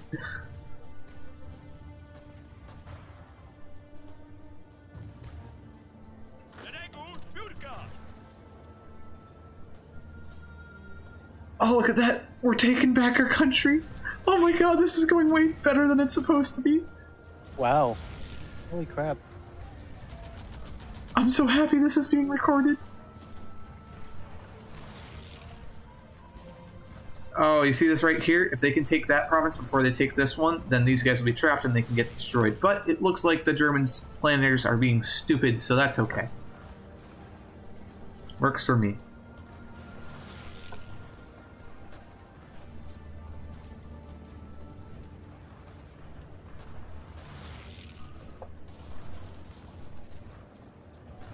Oh my god, I can't believe that actually just happened. Alright, so I got 13 divisions, which could be replaced. Let's take one of them to reinforce the main line. And let's take half of these guys to reinforce the bottom line. And then let's take what we got left and reinforce the important parts of the country, which is that right there. I need one more to do that properly. That's fine.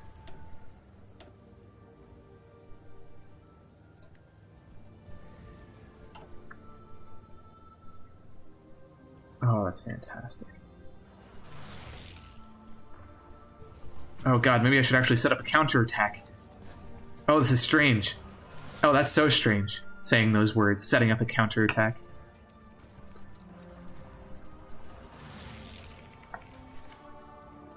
Alright, well in that case, set these guys to mine laying.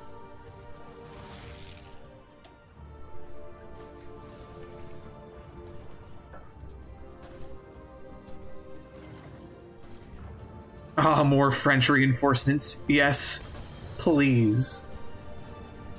Ah, welcome to Poland. Make yourselves at home.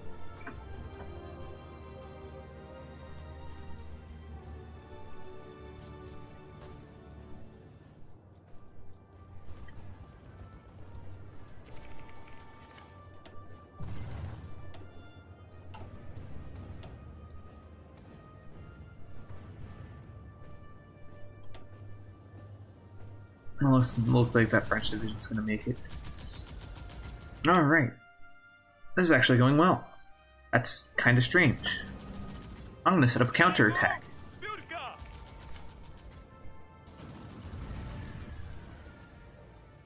Crossing rivers is a pretty big debuff, by the way, so usually that's something to avoid.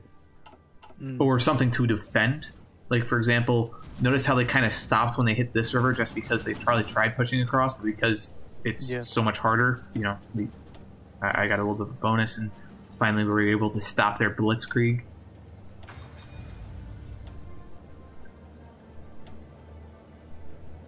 Fantastic. I normally don't survive this long. How's the Air Force going? We're taking back air superiority. Oh, that's because the French sent so many planes in. There's 1,300 planes from the United Kingdom that are fighting in Poland right now. It's good to know. But I've lost 30 planes. They've lost almost 100, or probably 100, in the past few months. So this is working out. And if we check the scoreboard, I've lost 120k troops, 100 almost all to the Germans, and the Germans have lost double that from me. That's what we like to see, boys.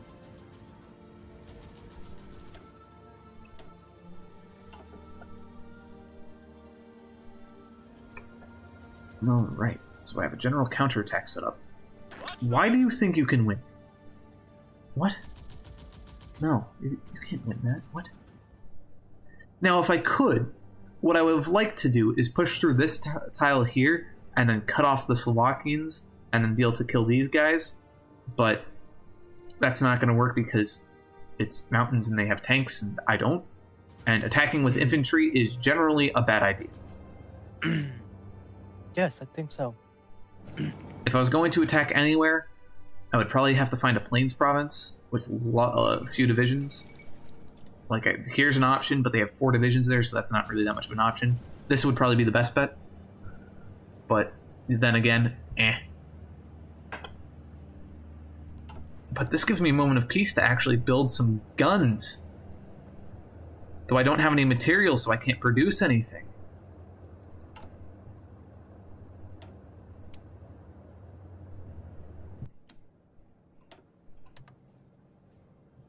I'm gonna... There we go, that's some production. Actually, that's too much production.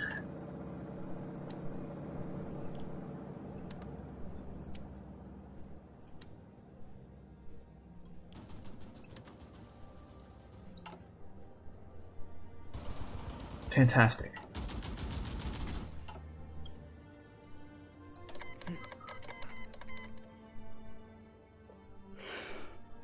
Well, will Poland last? I'm going to bring up the speed a little bit, and let's see if Poland can actually last into 1940. This might actually be one of the few games where I last longer than the French.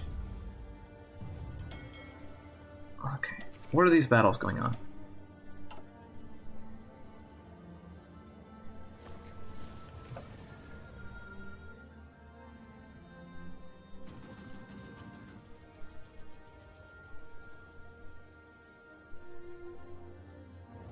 Yeah. You know what? Let's try to train some cavalry.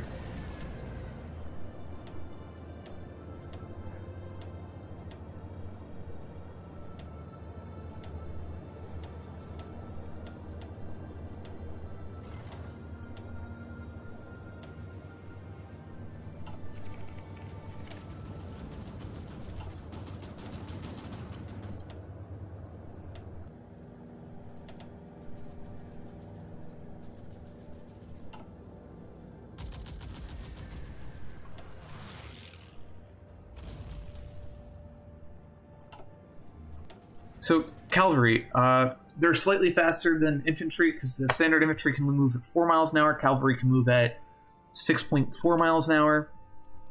Then if we just look at their general stats, it's probably going to be a lot lower, but it's not bad. Yeah.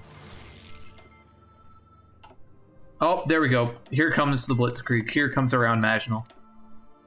Let's see if France can actually survive, because once France falls, then we have the full weight of the German military on our ass. Because if you look at this, the French are defending here. But they're not defending these countries because, you know, it hasn't been an issue yet. What do I want to do? Free political power, sure.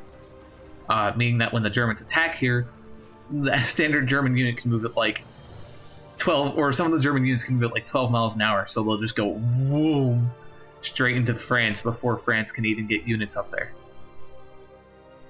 But so far, this war ain't going bad.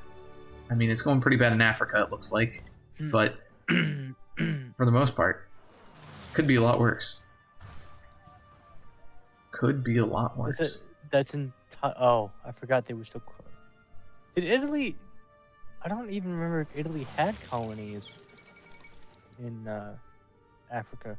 Well, remember 1936, they declared war on Ethiopia and annexed them and committed many, many war crimes. Oh, here it goes. Let's see. Are the French just going to fall by the Germans going around? Oh my god, what are the Germans doing this game?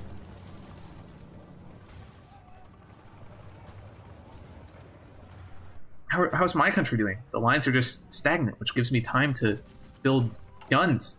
What's going on here?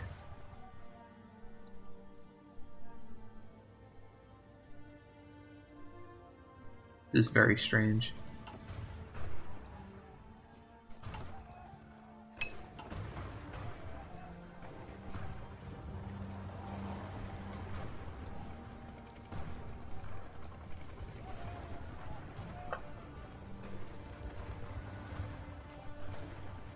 Imagine I actually win this game or something.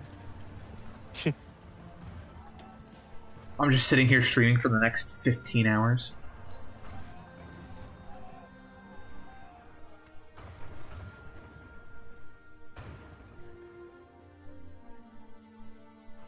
Oh yeah, how's the Air Force going? Looks like I'm starting to lose a bit of planes. But... oh, they've started attacking again. How's the border holding? It's not terrible. It's not great.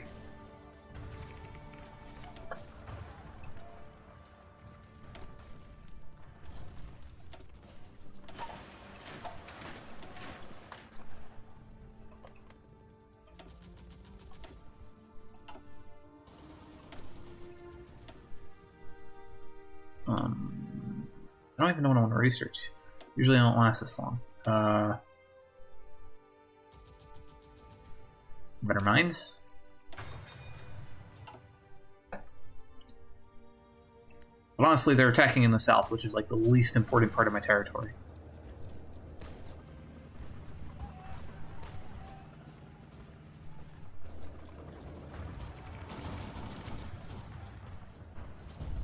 Oh, this is going well. I don't have any convoys. Don't have any convoys. Belgium, I could probably get them from you. Nope, don't have any convoys. Okay.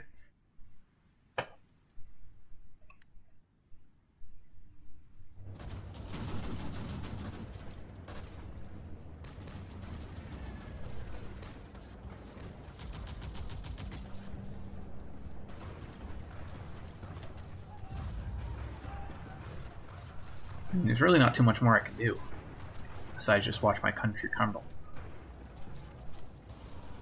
Oh, they're finally attacking my capital. And there go the Netherlands.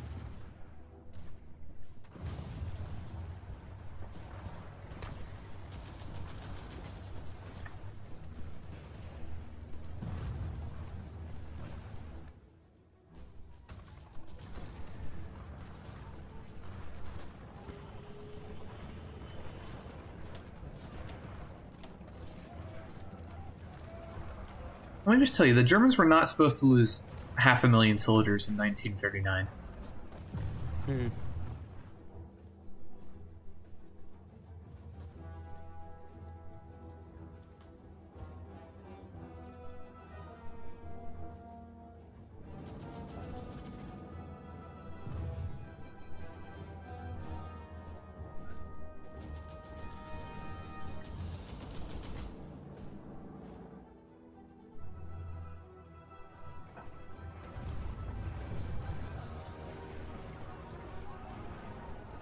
How are they losing this battle? They have so many more units.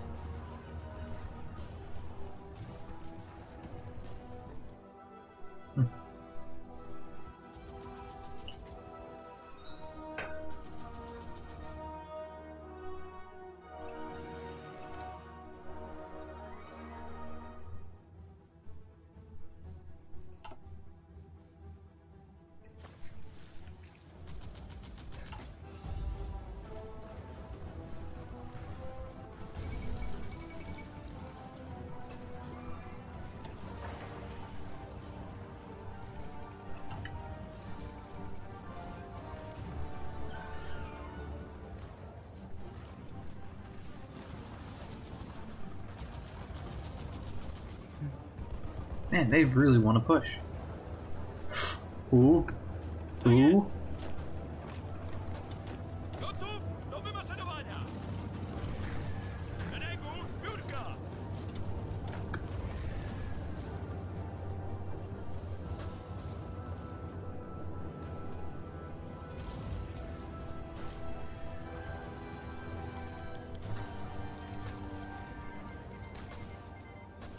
Fantastic.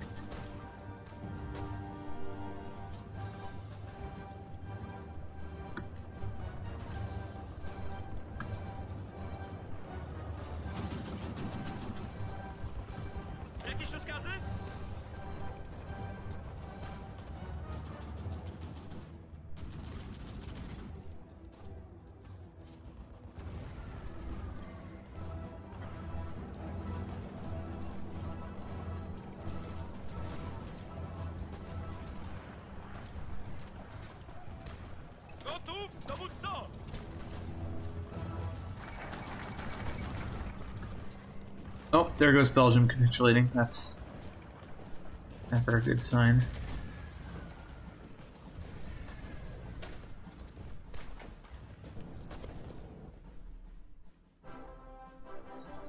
Here's usually where the French fall in about 3.5 seconds. Okay.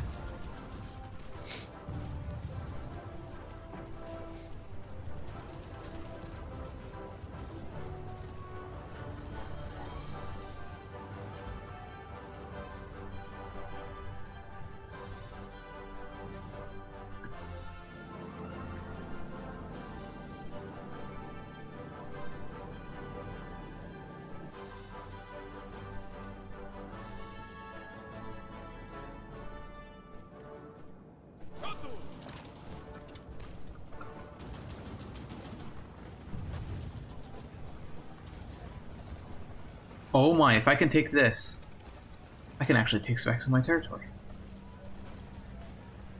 Come on. Get there.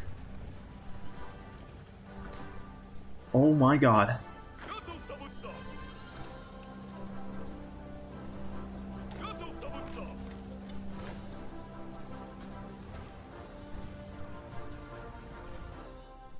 How's France doing? Holding on better than usual. This whole game's just going better than usual.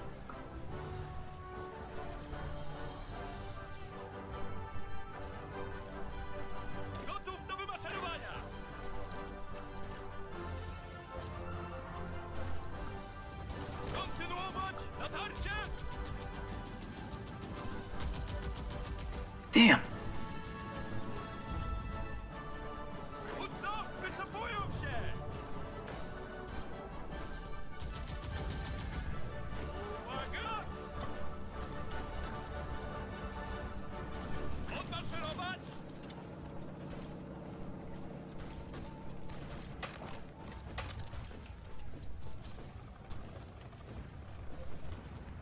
That almost went really well. If they managed to unencircle.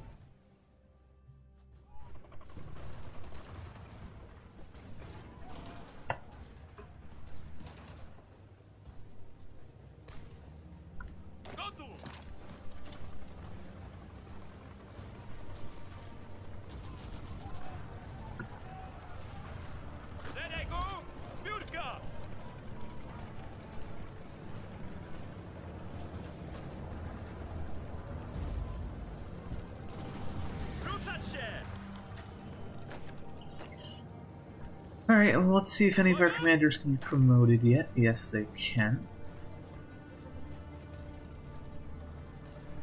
Maximum Treshman is going to be better than attacking. You actually can't upgrade, you just have to slot 2. You can't upgrade.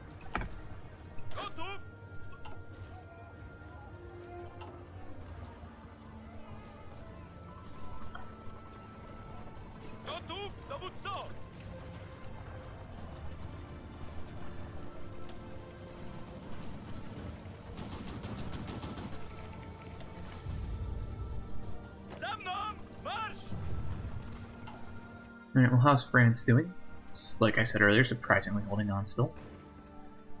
How are my new units coming? They're not.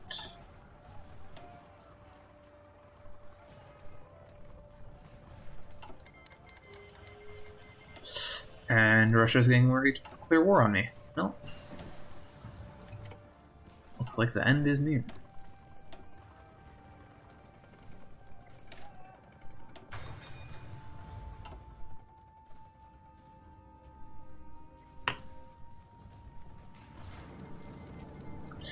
Okay, the end is very near considering that Hungary just joined the Axis and Hungary's right there. Oh dear. Oh god, I don't even know where to pull more units from. I can't pull off of that line. I guess I'll pull like 3 off of here. And then like 3 off of here. Garrison that line. And pray.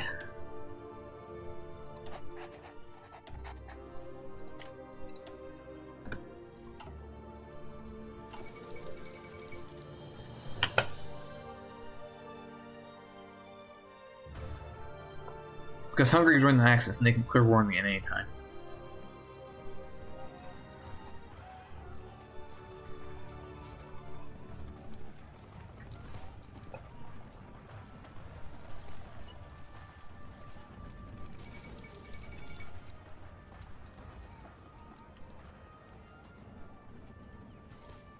Still wish that counterattack would have worked. That would have been brilliant.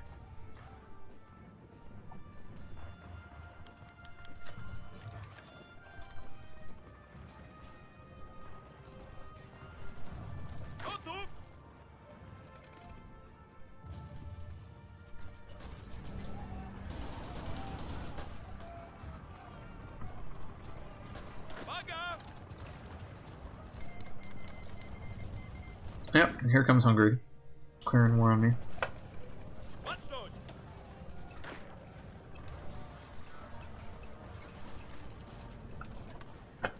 Just another enemy to add to the list of long list of enemies.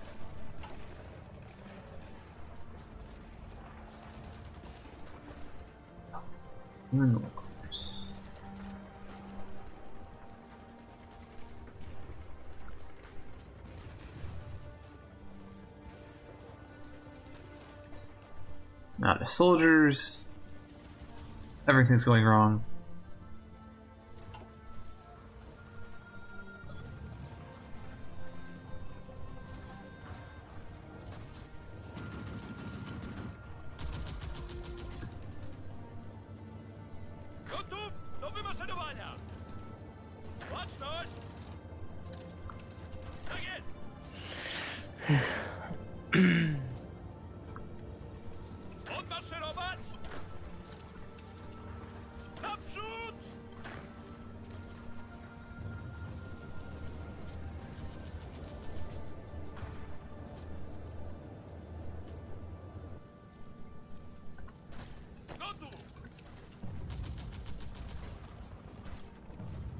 Jakieś rozkazy?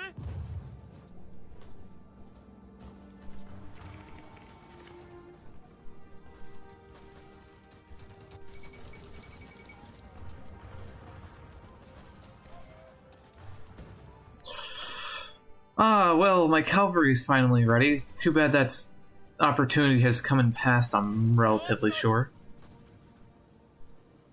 Yeah. Well, we'll bring them up here and try to mess around with them anyway.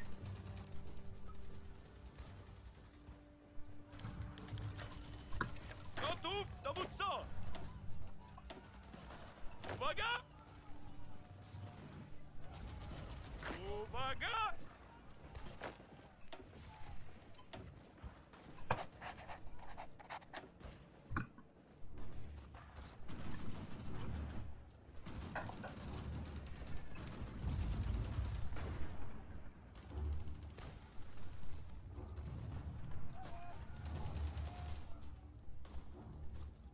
Zamierzam cel! Gotów!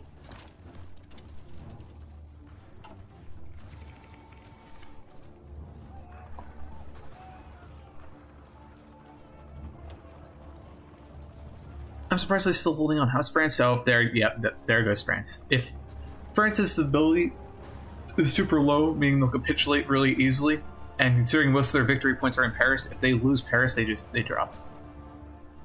And they're about to lose Paris.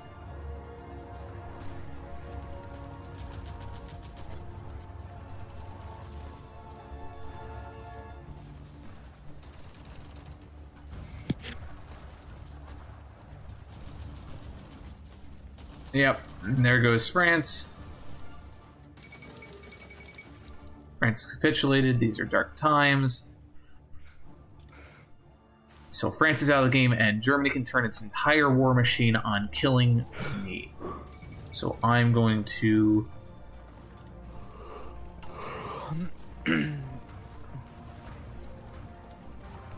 do everything I can to try and survive for as long as possible, but it's probably not going to go well for much longer.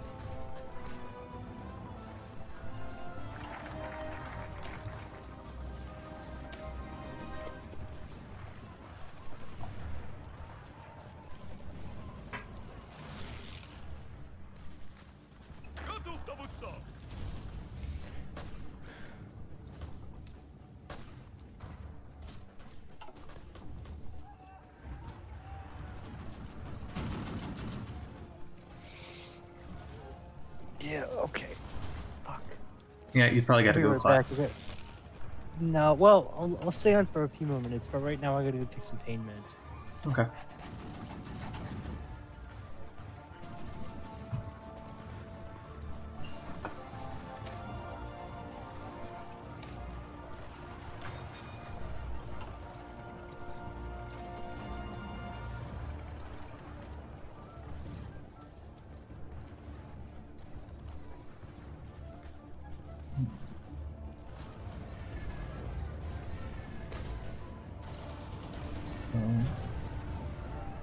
One.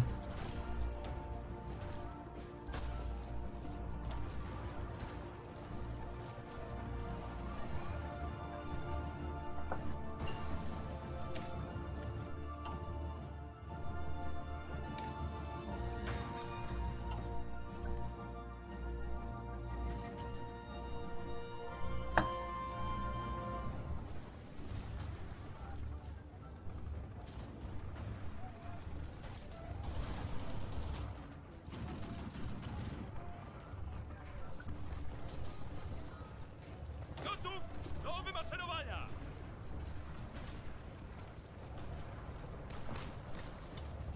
Gotów!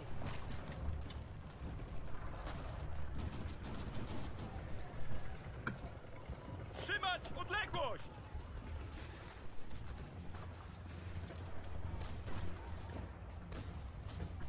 Biegiem, biegiem, biegiem! Ruchy, ruchy, ruchy! Maszerowania!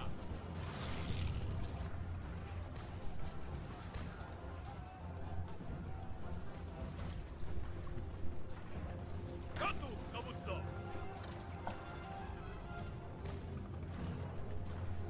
Jakieś rozkazy? Retreat.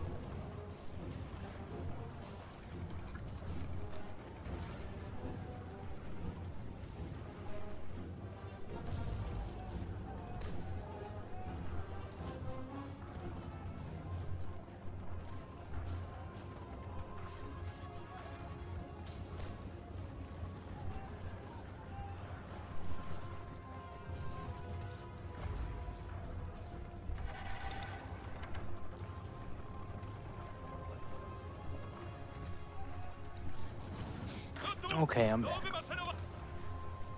I'm about to lose Warsaw, which is not good. That's very not good, Brendan. Oh, well, actually, it Things turns went- out only. Things went well for you, and now they're going bad? Yeah, you know, as expected. Ah, shit.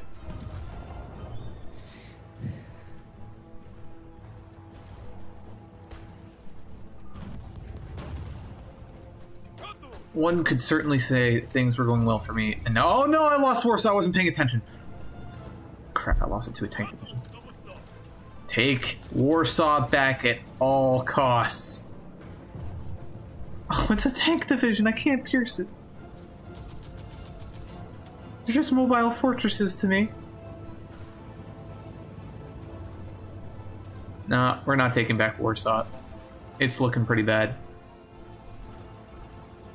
My entire country's being overrun in the south and east.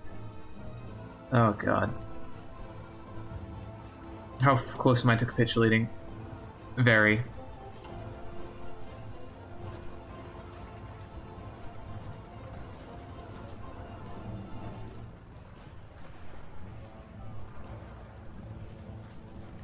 Okay. Odległość! Let's redraw the lines. I know what I want to do. Za mną! Marsz! We're going to set up my entire country on an offensive line. We're going to hold Danzig, because we lose it, we lose. We're going to go across the back side of this river. And to there.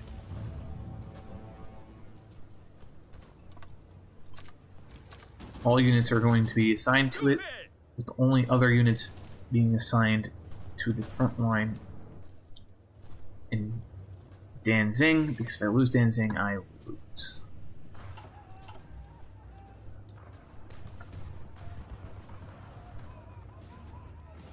And I like how we're already losing this line.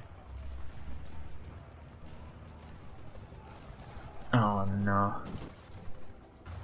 This ain't good. Oh no, Tenzing's surrounded.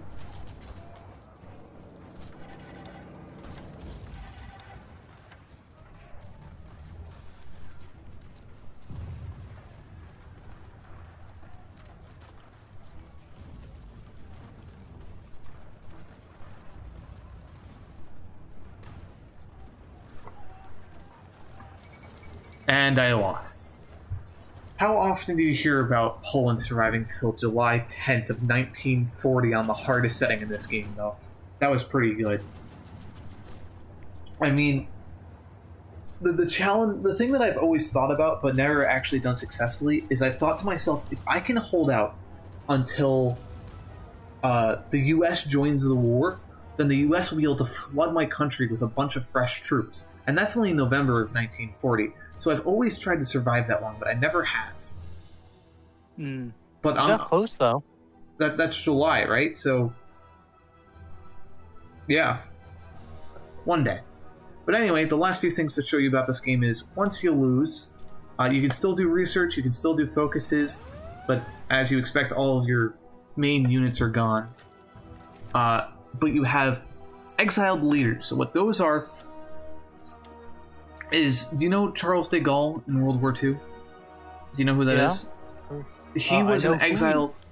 He was an exiled leader from France. France lost, and he went to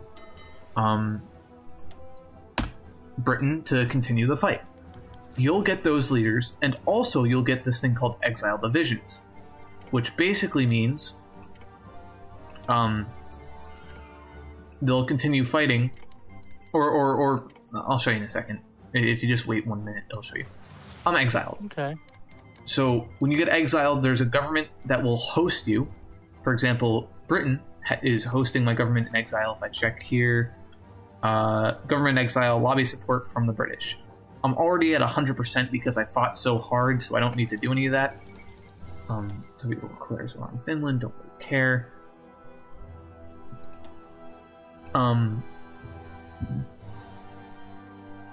But like my Air Force, they got sent to Britain, so here's the remainder of my Air Force. So like in real life, you'll hear about the Polish pilots who fought in the Battle of Britain. There you go. Yep. And if we wait just 1 month, I'll have exile divisions that will have made it to Britain. But anyway, let's see. What do we got for Air Force wise? Let's try and combine all of those. 93. Okay. Yeah. Good times. Good times. So, just need to wait long enough for it to happen.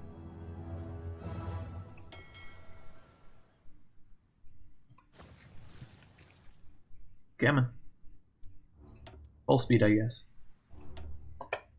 Oh, there we go. Battle of Britain's beginning. As you can see, they are being bombed quite significantly by the Germans, so I'm just going to grab my Air Force and say, defend Britain, goddammit.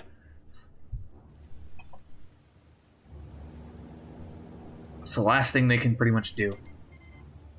And they are veterans, meaning they get a super high combat bonus. And, well, as expected in real life, they were significant in helping win.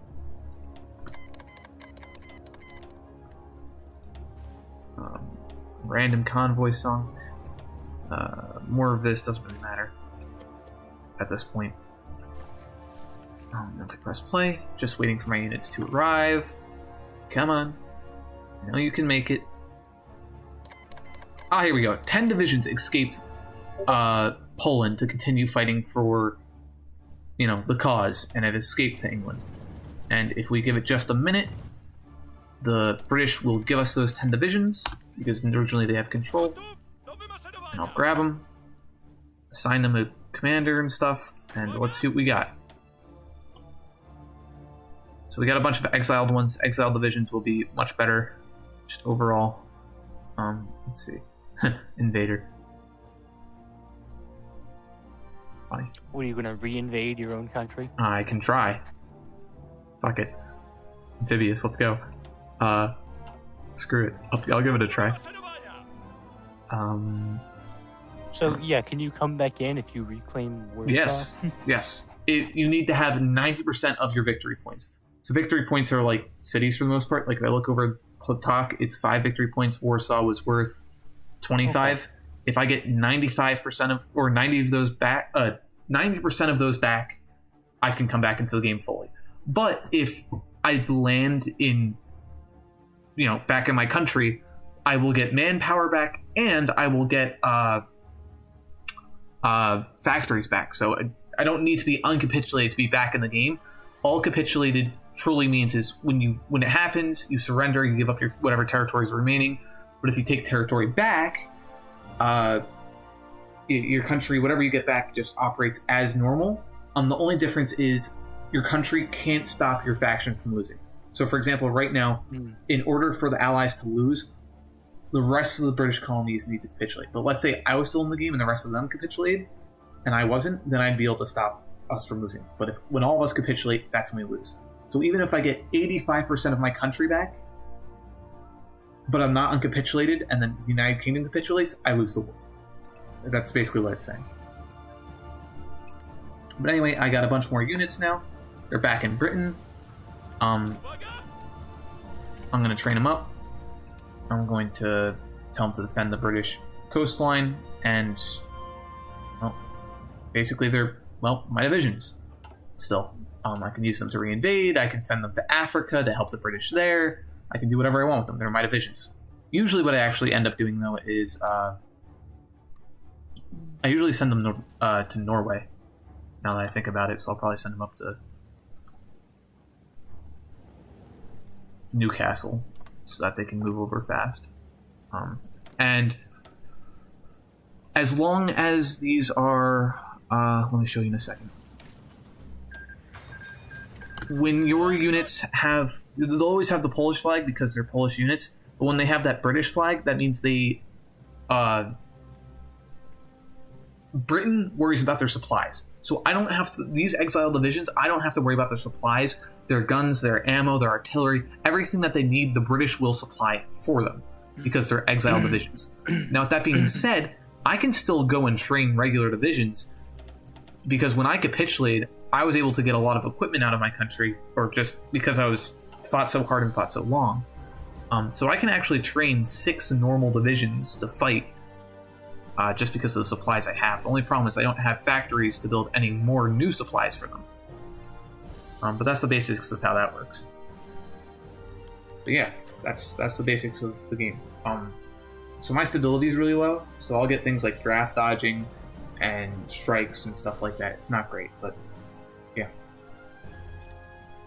And that's the basics of the game from the Polish point of view. I didn't show you almost anything with the Navy, and I really didn't go in depth with the Air Force, but that's the basics of how the country works and a little bit of how to lose a land war.